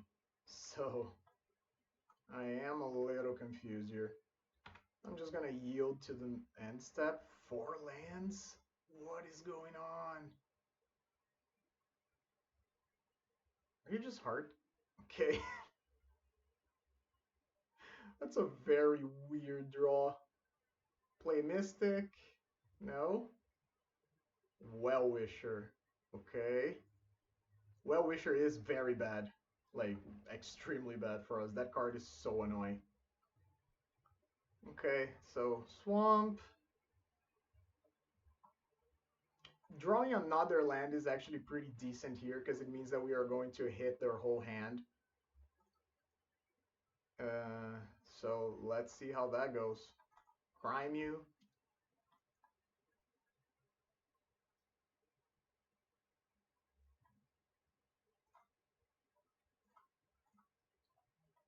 Crime you.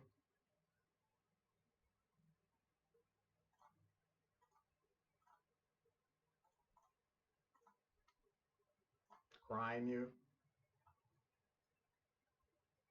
Okay, so we hit another Well-Wisher. That was good. I don't have any more black mana, so I can't really play this. I could cycle it if I really wanted, but I don't really want to do that. I think I might just use my mana to Acorn Harvest and get a couple dudes. And that's it. So, opponent is top decking. We are not. But there is the problem of them also being able to gain...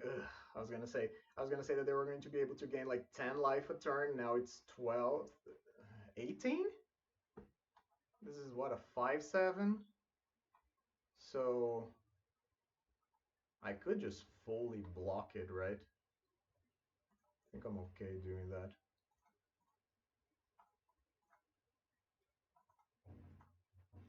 Mm-hmm. So sacrifice, sacrifice. No! No, no, no, no! No, no! Why? Wait. No, before damage. What? What? Oh, I should have held priority, I think. That was so bad. I always forget how to deal this. So I lost my crystallis and I didn't kill the ant. Boy, oh boy. Not great.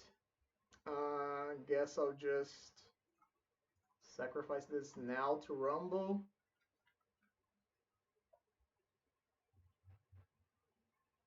Giant is actually just a castable card. Uh, hmm. So, do I just cast this now? It's only 5 life, right?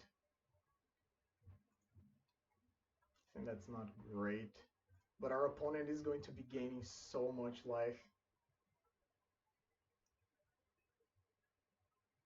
I'll just play a Gravestalker and I guess play the Giant. Not the Giant, Dread Return something.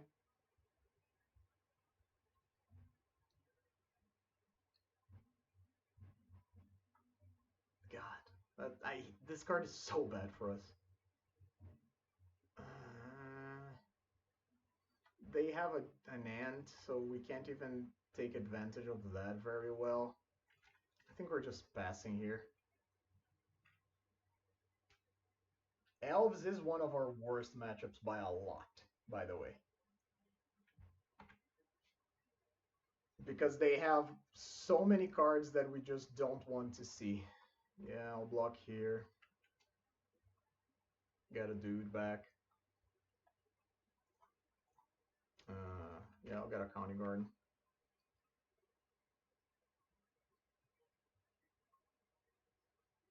Gain life.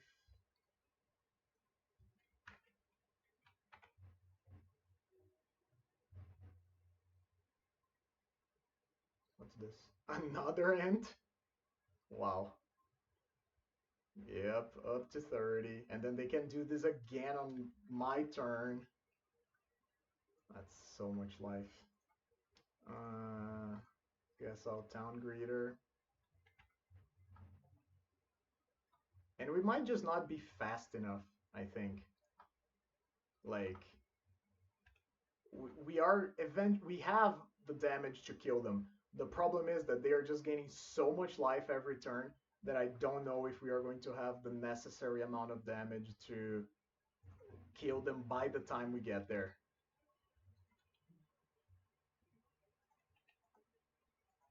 I think I'll play on for a bit, but I could just, like, the moment they find a Timberwatch Elf, I think I'm fine conceding.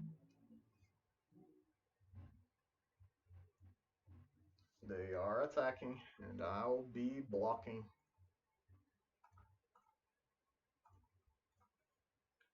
Sure, and I'll take 5.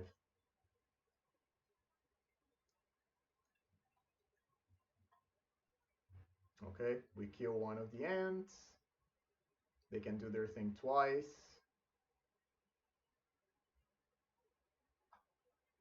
Crack the food. Crack the food. Sure, I'm not gonna do the thing yet. Rumble's good. I'll just take a Wayfinder.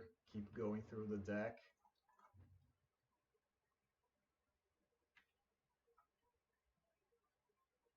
Okay, we hit 4 creatures in that last one.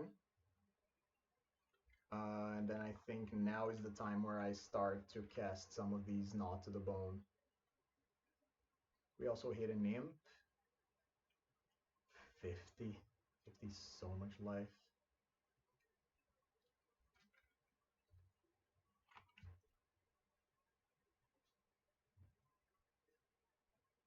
And they also know that we have a Giant in play, in hand. Sure, I'll chump.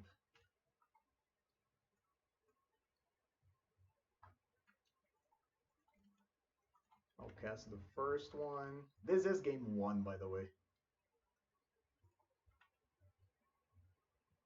Dredge. Oh, only 19. Still no other giant. I will do Scrapwork Mutt.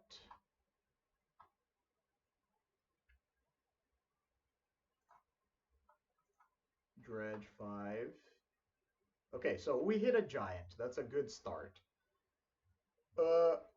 Our opponent can gain 1, 2, 3, 4, 5, 6, 7, 8 times 3 right now. So they can gain 24, which would put them at 81. I cannot do 4 Lotlet Giants this turn yet. So I think I might need to wait again, but then every time I wait, it's more life that we have to get through. Yep. Feels like it. So I think I'll play an imp. Actually, I think I'm comfortable Dread returning once so that I can send the imp to the graveyard. And then deal like 20 damage to our opponent. Yeah, I think I'm fine with this. I want the imp to be in the graveyard for now.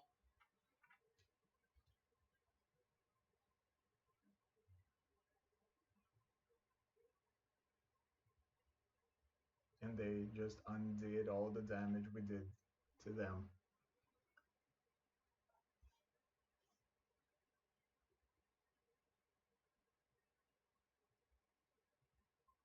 Can you imagine if we were playing main deck Fang Dragons? That would be insane. Is this a Hydra? Yep. Hydra for how much? 6? That's not too bad. What's this? 11 damage? Sure, I'll take it. I'm not too worried about that. I don't think clocking is the main problem here. Okay, so Dredge. There's another imp. There's no more giant. I can deal 23 again if I wanted. I am going to attack because they put themselves... Oh no, I'm not, because they can untap. Ah, but if they untap this... Yeah, I think I am going to attack. Because if they spend an activation untapping this thing to block, that's one less activation that theoretically they can spend on the Well-Wisher.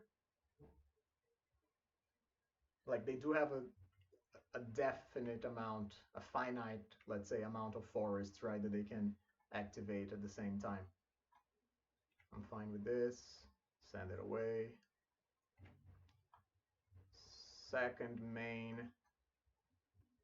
Guess I'll just play Imp. Pass the turn. If they attack with the Generous Anti-Block, it dies. We move on with our lives. Yeah, they didn't activate Well-Wisher during that turn at least, so maybe that counts for something. Priest of Titania, annoying, but ultimately I think it's fine. They are not attacking, I'm not doing anything either. Untap, Dredge. Another Raven's Crime, there's the Lotlet Giant from before. We have 26 creatures currently, so just... Oh no! I should have done the Scrapwork Mutt thing first. That was a pretty bad mistake, I think. Yeah. Well, I'll pass the turn.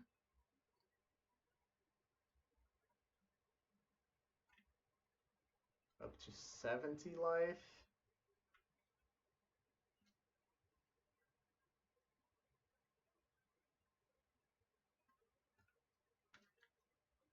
Yeah, so that's the card that causes us the most problems right there. Timberwatch Elf is just so much damage on attacks that it's possible for our opponent to kill us in just one shot. It's not gonna be the case here because we are gonna gain a bunch of life, but this substantially increases their clock. Just get the moss dog because at least it's 3 meals. Okay, so they're at 79. So I think I just keep doing the thing. Maybe I play the first giant now. So 2, 5, 7, 8, 9, 10. I have 10 mana, not 11, so I can't hardcast giant and dread return in the same turn. So I guess I'll just, considering I'm at 86, I guess I just attack with 1 imp, 3 point of damage. They take it. And then I guess I will 5, 6, 7. Guess I'll just cast the giant. I don't know what I'm doing, man. Like I think there is a world in which I kill them, but I also think that it's going to be so hard. Maybe I'm just wasting clock. My clock in this case, because I'm the one that has to think. Is this meat in the tavern? Okay. Are you trying to find creatures, I would guess? Yep. They found triple Masked Vandal. Okay. Uh-huh. Uh-huh. And Llanowar Elves. Okay. Yeah, I don't think I can do that. We have 1 Dread Return in hand. I mean, there's the other one. There's the Lotlet Giant. So I can do quite a bit.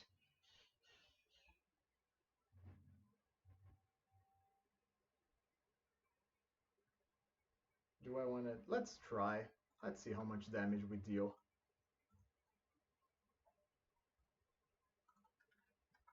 Hit them.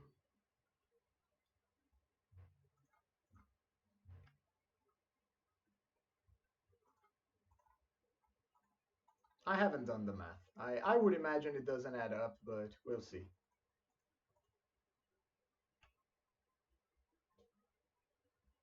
Hit them.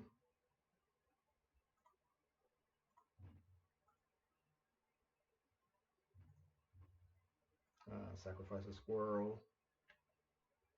And this is the one that they need to respond to, because otherwise they die. But they only need to respond to it once.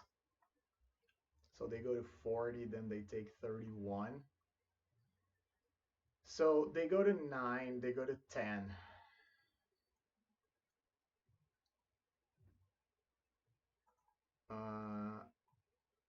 And I have 1 more in the deck. And then the last one should be lethal. So maybe I should have done this before. Oh well. We are where we are, right? Discard. No! Jeez Christ. I hit the wrong one. Ugh. That's not what I should have done. Yikes. Yep, that one's on me. I messed that up. Because I should have 100% hit the Stinkweed Imp, not the Moss Dog. Discard. Hit the Imp. We didn't find the last red return, so we are just dead, I assume. Alright. With 6 cards left in the deck, so it wasn't too bad, honestly. But now it doesn't, I don't think we can get them anymore. I mean, we can draw it, right? Our opponent goes up to 24. Yeah, I think we just need to draw it and hope. That's not it. Oh, well, we can cycle it, right? Cycle. No, just draw. There it is. I guess we'll find out together if it's lethal, guys. I don't think it is.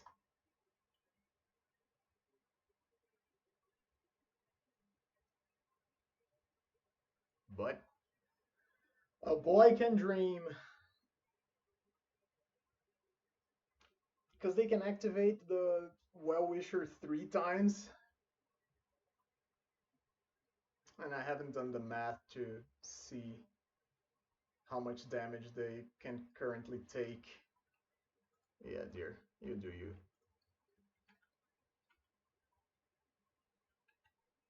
Yep, 38.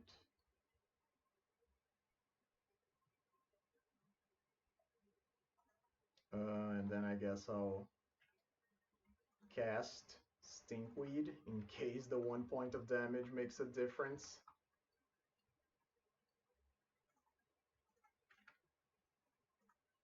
Oh, and they concede! We get there! Wow, that's insane that it worked. It's insane that it worked. God, that's crazy. Yeah, because I think from my math, like I honestly didn't know. I thought it was close, but I didn't know how close, I guess.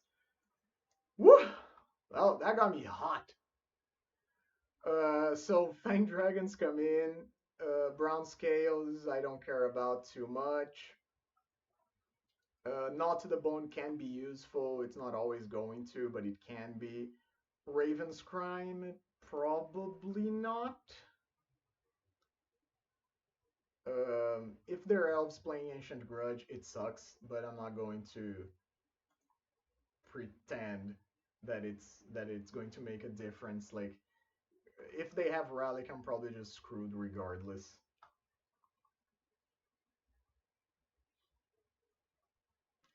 This is a hand that I would love to keep, but it doesn't have colors. This is a hand that has colors and cards that we can cast, so we are keeping it. Whew. Okay, I am gonna try to play faster this round, because in case we go to a game 3, we need to be like on our top shape to be able to attempt to win this thing. And we are behind our opponent. Ooh, that is so good. The best draw we could have asked for. Fang Dragon on turn 2. Just do something dumb. Go like Mana, Quirion, untap, replay, Priest of Titania, pass the turn. Just do that.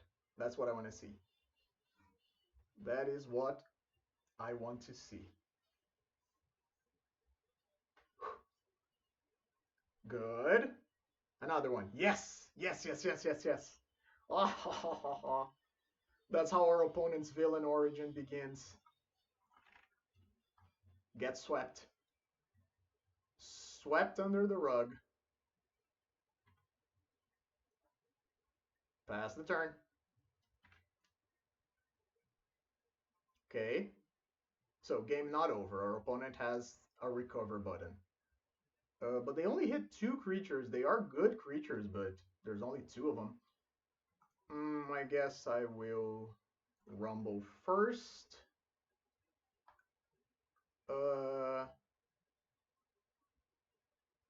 Chrysalis can be good. I don't know if it will. I'll take it. And I'll actually... Do I do another thing? Yeah, I think I do. I think I still play my Circle of the Land. Wait, no. No, I play another Rumble, right? Because I don't have another land drop.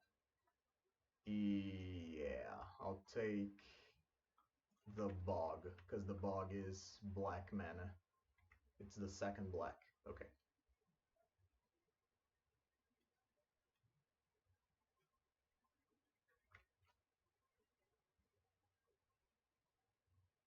Winding Way, so opponent has multiple draws. Yep, 2 mana, draw 4. That's pretty good. Quirion into Llanowar, I would imagine. Yep. Am I dredging here? I think so. Oh, and we mill the Fang Dragon. Rough. Okay. I think I just... Because we know they have a Well-Wisher in hand, right? So are we just trying to get the game over with? Probably. In which case, I'll go Land Druid, mill 4, into Mutt, Dredge 5, into Geothermal Bog, pass the turn.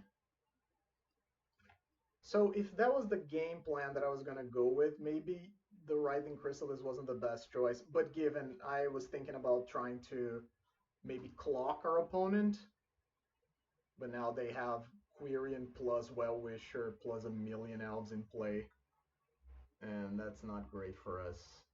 I won't be dredging here again. I think I would rather just take a draw. Do you have another guy? Okay, just cycle the Sagu. Sure. Okay, I don't know if I understand, but I'm okay. There is a chance we kill our opponent here, but the chance is very low. But I am gonna take it regardless. Milling like 10 cards is possibly going to be enough. Nope. Try again.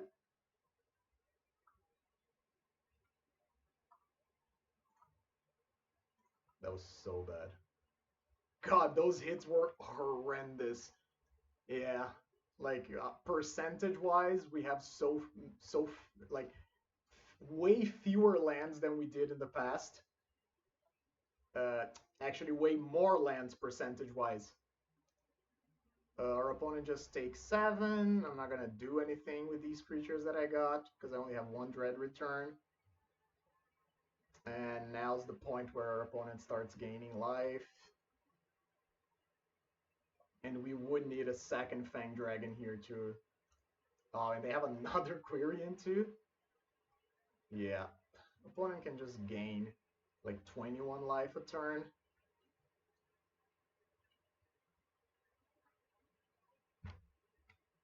I'll just take a draw again. Land Druid, sure. Play it. Mill 4. There's a Fang Dragon. There's another Dread return, but not a lot left giant. And even if there was, our opponent could like double untap the Well-Wisher. I think this time we have been got. Still no giant. Yep. I'm just gonna pass. I mean, I'll attack for 2, which our opponent's gonna take. But I will just pass. And I honestly actually think we are dead. Because with the amount of elves our opponent has, they just need to activate Timberwatch twice, and we probably die. Let's make our opponent kill us. Just tap, gain some life. Are you coming in? They are not. They are worried. But I think they had lethal. They just chose not to do it.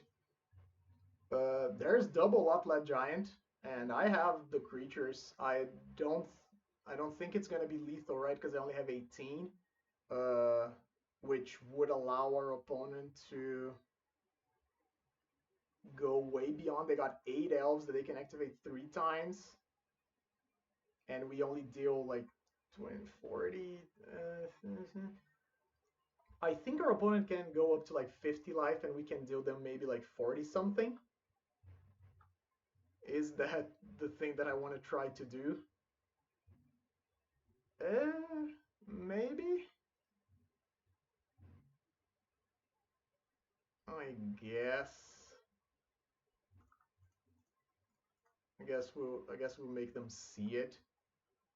Play the Chrysalis.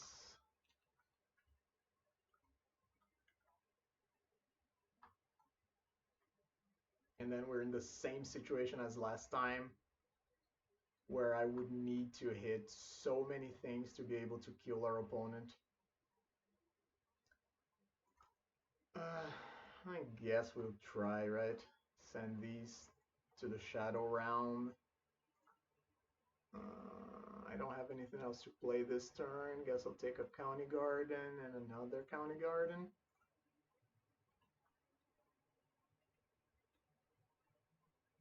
Take your beating. 20 damage. Down to 6. And then we do that again. But I think now our opponent like will be able to see the kill, right? Yeah, they have like double Timber Watch. There's no way they don't see it. So they untap the Well-Wisher, they tap the Well-Wisher, and then they need to do that again. Oh, and they're gonna get just out of range. Ooh, I hadn't done the math, but they're gonna go to 22, and they're gonna take 21 damage. Can you imagine if I had a Cycler in hand? That would be so nice. Okay, so play this, pass the turn, opponent down to 1.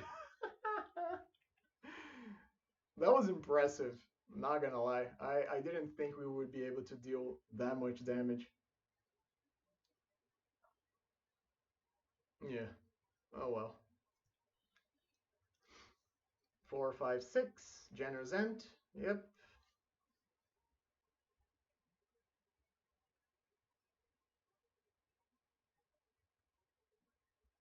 Our opponent has had us dead for a very long time, and they like decided not to go for it for some reason.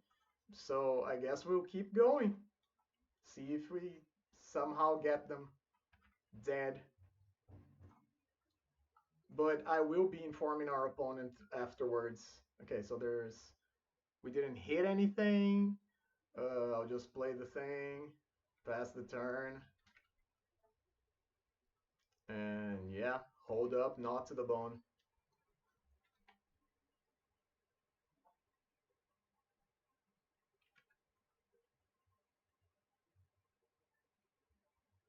And now I would imagine that they start actually, yeah, playing properly, right?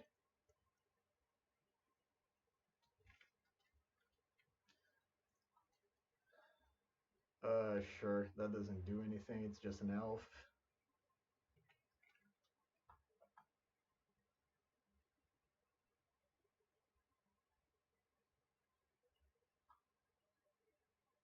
I am fine blocking this. Just put another creature in my graveyard.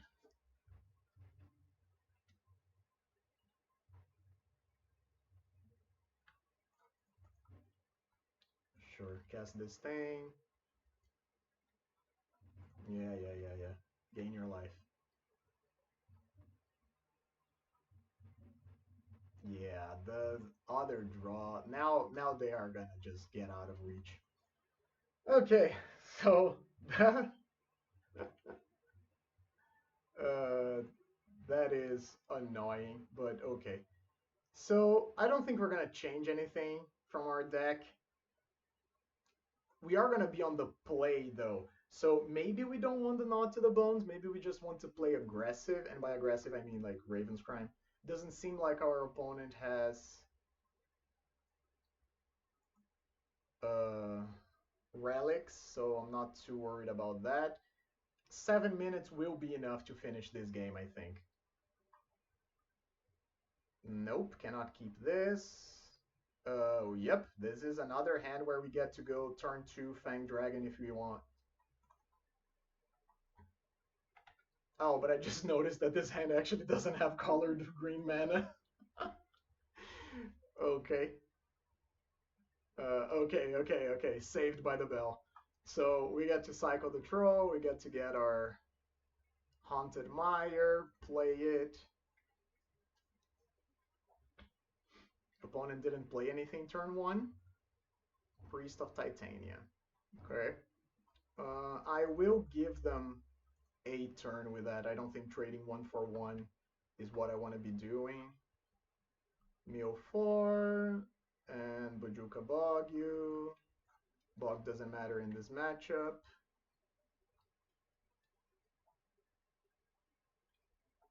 I would love for opponent to just vomit their hand. It's a good start. Winding Way. Into 2 more creatures. Quirion. Untap the Priest. Play Priest number 2.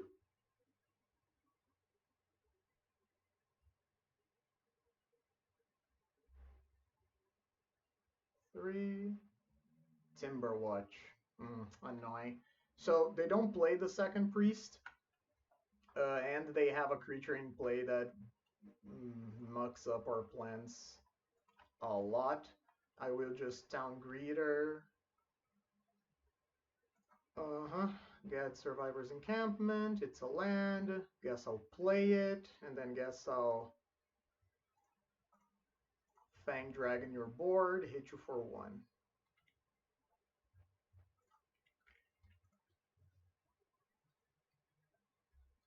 And now what I'm hoping will happen is that our opponent just doesn't have a 3rd mana, taps down. Okay, they have the 3rd mana.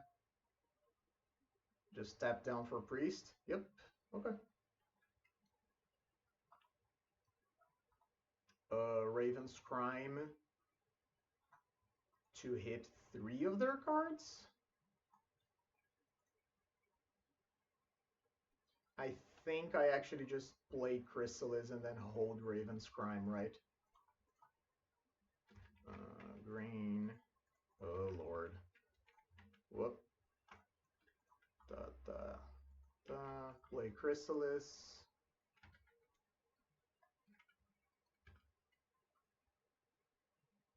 And then I think I just pass. It's possible that I get another land from Circle of the Land Druid at some point. Yikes. Fainthorn Quirion. That's okay. Oof, that's so much mana.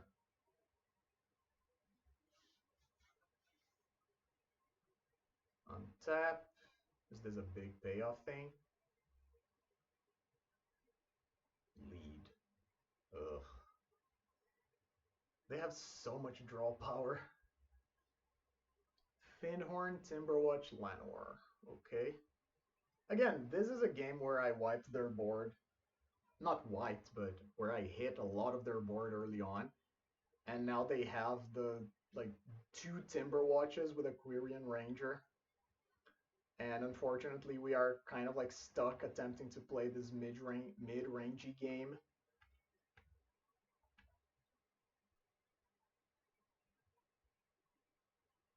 Oh yeah, that's true. So they're blocking and buffing itself. Okay. Forgot about that game. I guess it's my Chrysalis is dying. We deal them 1 damage, but I don't think it's gonna be enough. I can play Fanged Dragon if I want. And I do think I want to.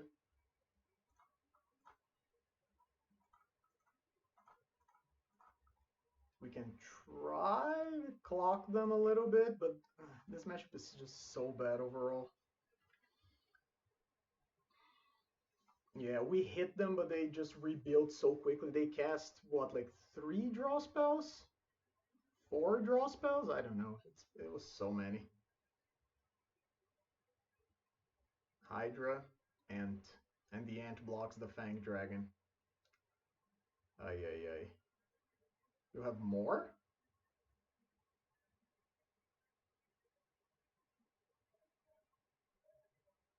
Another one.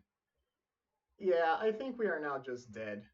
Because they gain life, they have another food, they can untap their thing. They are not attacking, but they really should be. They can just start killing us. I mean, I guess not anymore, but I think they're kill potential is just so high, so quick. Yeah.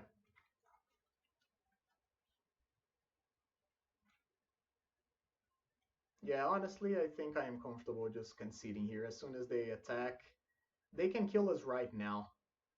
They have triple Timber Watch activation. They just attack. They are playing so conservatively. Oh, um, that doesn't even help, I don't think, right?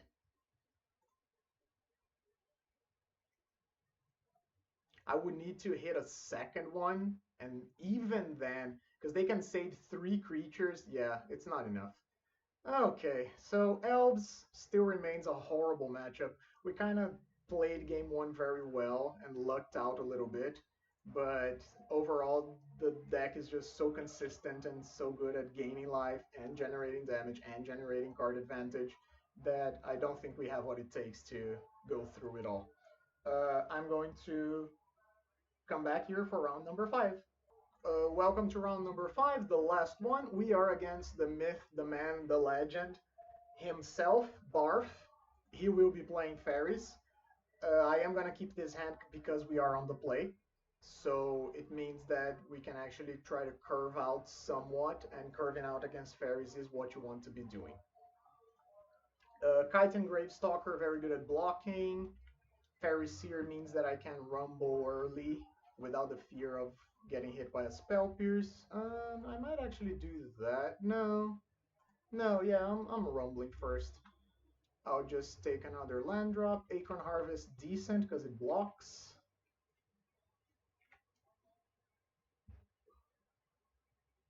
Let's see what they're doing. Attack, no blocks. And they're just big ninjaing. Okay. Do I want to double? I think I'll just honestly straight up play a 3 toughness creature. Golgari Brown Scale, very good against most of the things that they're going to be doing. Not good against Snap, of course, but yep. And Brown Scale wins, just blocks Depower straight up. We have 2 creatures in the graveyard, meaning our Kite and Gravestalker costs 4 mana. I think I'm just happy casting that this turn. It doesn't get hit by Spell Stutter, it does get hit by Force Spike, if they have it.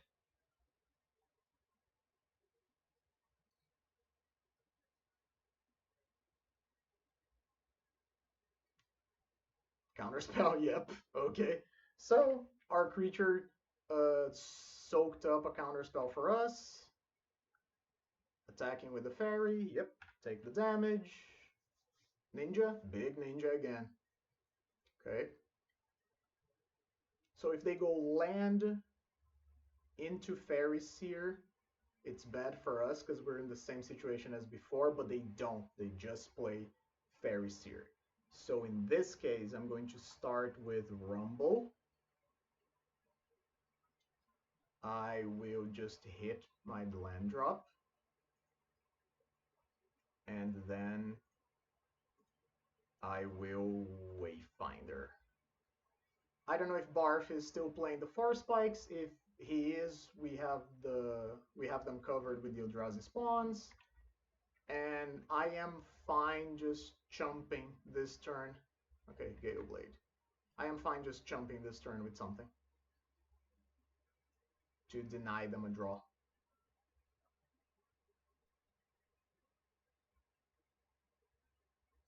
Top, top. Aggressive. If they're attacking... Okay, just attacking with the flyers. Makes sense. Mm-hmm. Third ninja. Draw a card. Fairy Seer back. 3 cards in hand. So they're currently holding a Spell Stutter Sprite for 3, which is conveniently the mana cost of Stinkweed Imp. I am gonna get my Stinkweed Imp back regardless. And then I think I'll just Land Druid, see if they bite. I don't think they will, but maybe. I do have to be a little concerned about the aerial clock here. Mill 4. Okay, we hit another imp. So now we could, if we wanted, play something else and then try the imp again. So I want to do that. I'll play a scrapwork mutt, just resolves. Da, da. Okay, now we have double dread return and we do have a Locklet Giant, meaning we are getting close to just being able to straight up kill our opponent. I will cast a Acorn Harvest here. If they have Spell Pierce, now's the time. They don't. And I will just pass. And our play next turn, or at least the play we are going to attempt to make, is to just brute force through their counter magic. Because if we attack and we resolve one dread return, they just die. No joke, having a 3-mana 2/3 with no text on turn 3 was the nuts in this matchup. Okay. So they just take it. I will Stinkweed Imp. Okay. Now to the Bone is pretty good. We can start with that, right? Because now I think that whatever we cast, they cannot respond to. Maybe that's not true. Maybe I'll start with an Imp. Spellstutter Sprite. Okay.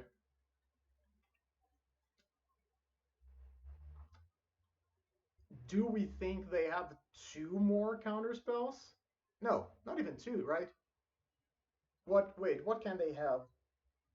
It would need to be... No, I think we're good. Yeah. Because whichever one resolves, they just die. So, cast this. Get back a land.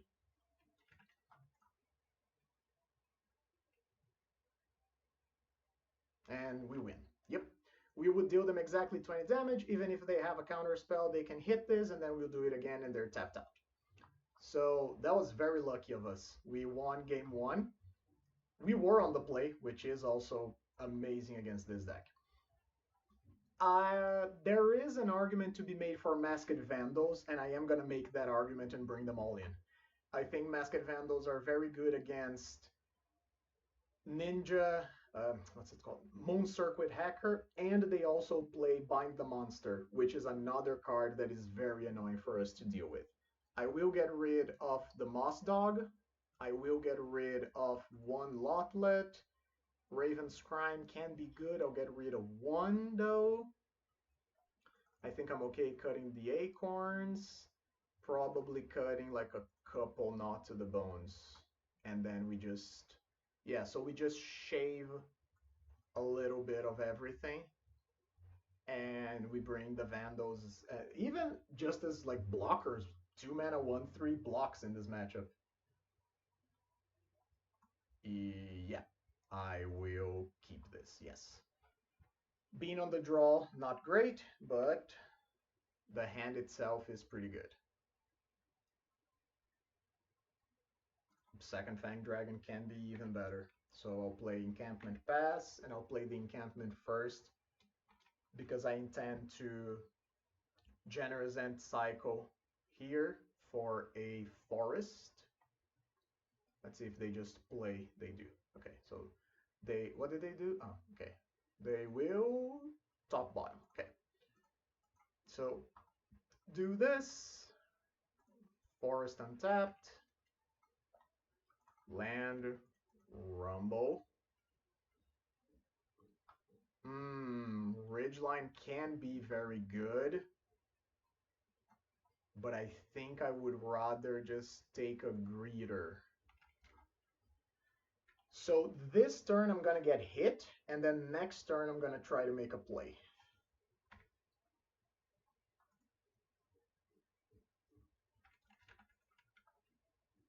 I'm actually not gonna f6 because there is an argument to be made for them. Okay. I was gonna say there was an argument for them to just snap my Eldrazi spawn. So they drew a card, they draw and discard a card, discard the Gale Blade. Do you have a land to replay your thing? You do. Do I want to make my play now? To kill 2 creatures? Is that good enough?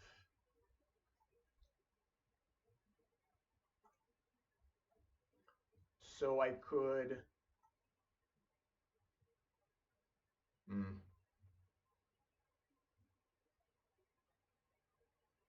or I could just play Stinkweed Imp and see what happens, right? Yeah, I think I'm okay doing this.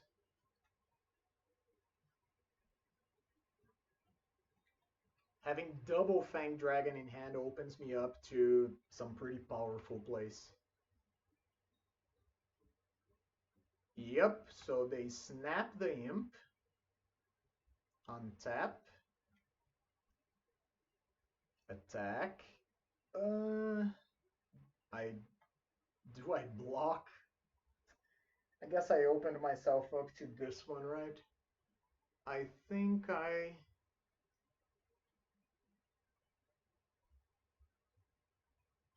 don't block. I'm gonna get hit. They have another ninja? Look. Okay. Pretty annoying.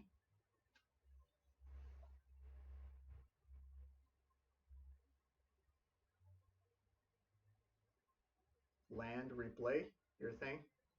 Oh, please. No! No, because now they have Spell Pierce open. Could even be Pyroblast, depending on how in tune with the game they are. Hmm.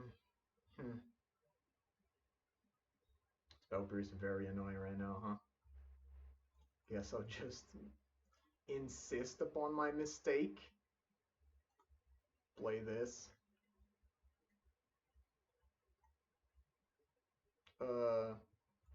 Okay.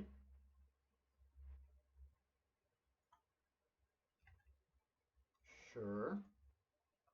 That's not a good sign because it probably means that they have a second thing, like another snap or something.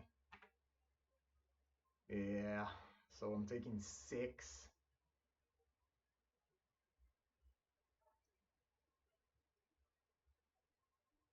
Yeah.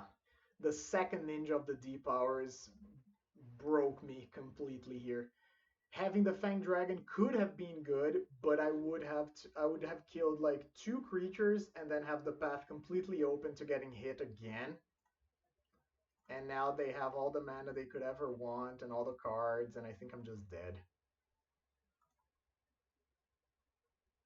Yep, I'm fine conceding here. At 2 life, there's not a lot that I can do. They did their thing better than we did, and they were on the play that game. That makes all the difference in this matchup. Unfortunately for us. But we'll be on the play again for round number 3. We can't keep this. We can keep this. We maybe shouldn't, but we can. Okay, I'll get rid of Giant.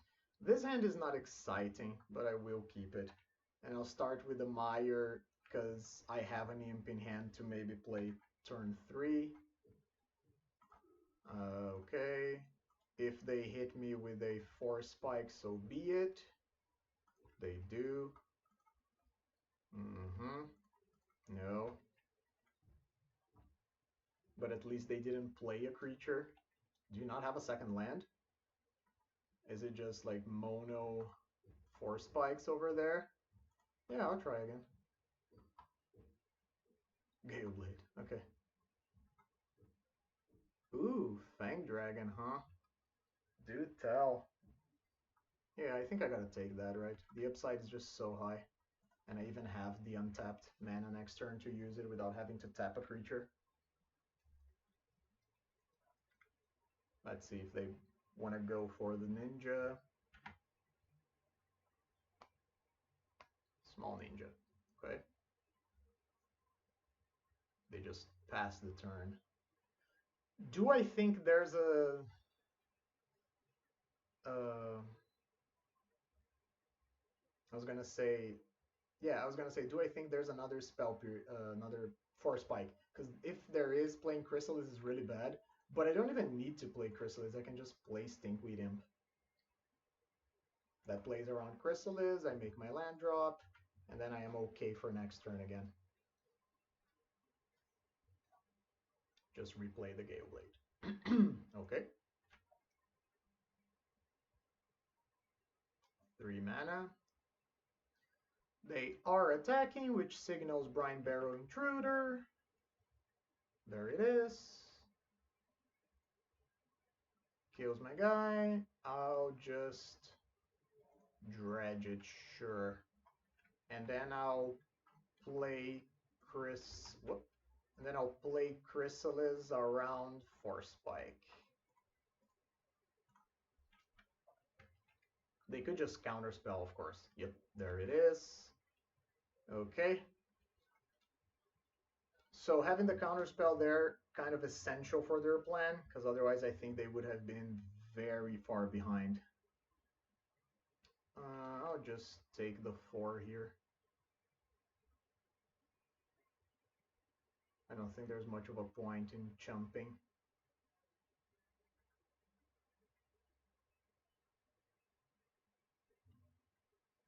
And I think right now they are considering if they want an ninjutsu. Looks like they do on the Brine. No, on the Gale Blade. Ooh, double? Okay. Yep. That's pretty good. Plays around Fang Dragon very well. Up to 7 cards in hand. God. Okay. Yep, I'll just dredge again. Got a mutt. So I guess I'll just play my imps. 2, 3, imp. Sack. Sack. Imp. And then next turn I'm just blocking everything and attempting to kill some guys. The Snare Master's Pride is very annoying. Okay. Tap my dude.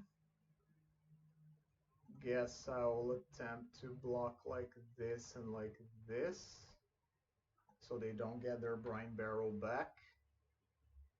Just works. They do get a loot. Discard a Gale Blade. Get my imp back. Play my imp back.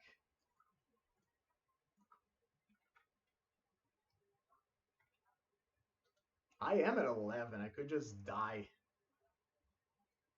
Hardcast Stutter.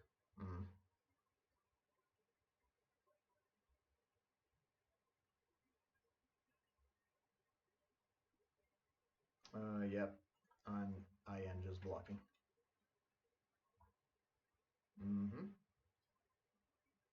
So I would imagine that he's doing it like this to have access to stutter for 3, which means that maybe I just want to take a draw here. Well, it's a land drop. It's not the worst. I can't double spell this turn. So maybe I don't? Or maybe I do. They have 7 cards in hand. Good God. Why? Why? Yeah. Guess I'll play around for a spike, right?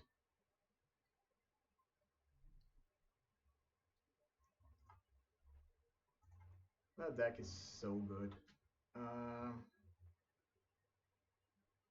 They know I have a Fang Dragon, and maybe they also know I have a Stinkweed Imp. I don't remember. I don't think they know about the second Stinkweed Imp. I think I just play. No, that's not true. It's so bad. Because if they play into it. But I could just attempt to kill them next turn, right?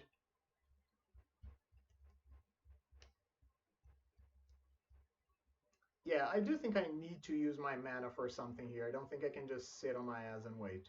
So I am gonna play the Imp, imagining it gets stuttered. Yep. And then I'll pass the turn.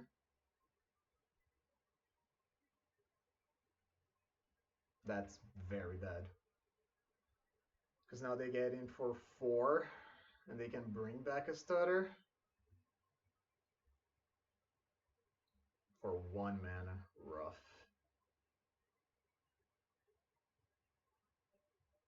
Okay. Imp didn't hit anything.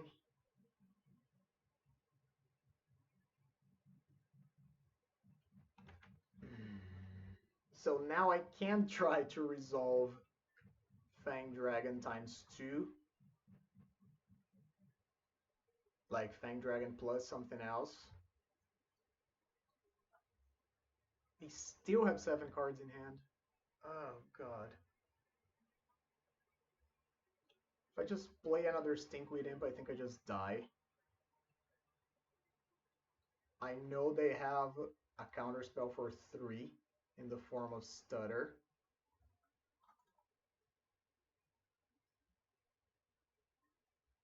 But not 4, right?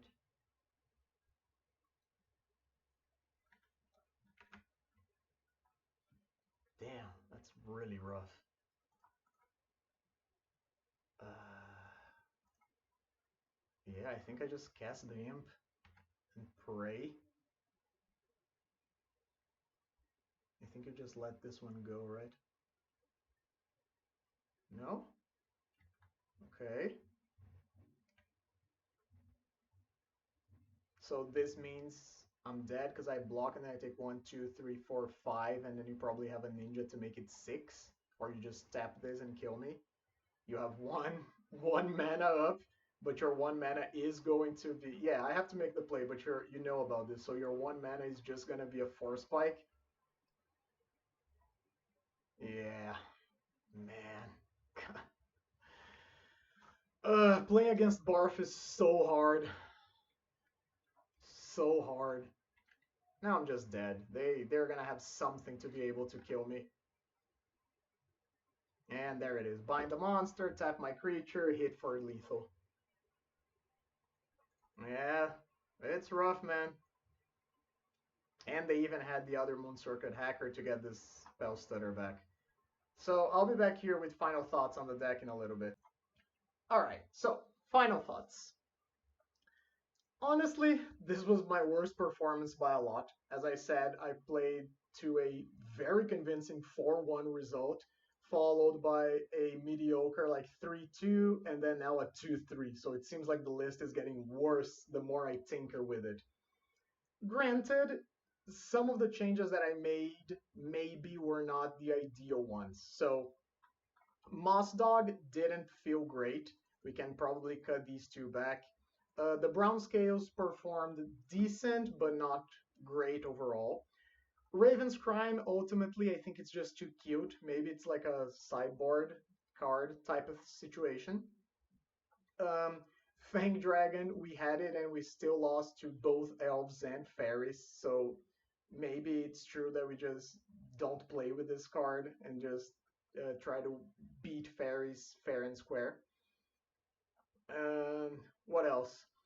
The Kite and Gravestalker didn't perform great today. In the past, I played with the Writhing Necromass too, which is the 7 mana 5/5 with Death Touch that costs 1 less for each creature card in your graveyard. But I felt it was more of a, I don't know, middle of the road kind of card. Sometimes you wanted to have a 1 mana 5/5 early to kind of do the terror plan, but overall was not very impressed. I think some of the things that I comment about regularly still hold up with this deck. There's too much graveyard hate floating around. It's very easy to get knocked out by the decks that are more proactive than you. So you saw that with fairies. Like we won game one, and then games two and three, they just rolled over us because their game plan is just so refined and so efficient. And ours, honestly, it's not. We don't have any one drops. We are playing with a very slow set of cards. It's easy for them to chump or punk us out with their combat tricks, and then our combo per se is just very slow overall. We would need to attempt to dread return multiple times, and that doesn't always work out. So I'll keep tinkering with the list. It was an interesting experiment for me, but I did feel that adding more cards meant that the deck was less consistent overall, which is not what I wanted. When I tried the 80 card list first, I was actually hoping that it would be, um, I don't know, maybe like that it would have the same speed while also just giving you more resources overall. But of course, that doesn't translate when you only have access to 4 Stinkweed Imps and 4 Lot Let Troll and 4 Dread Return.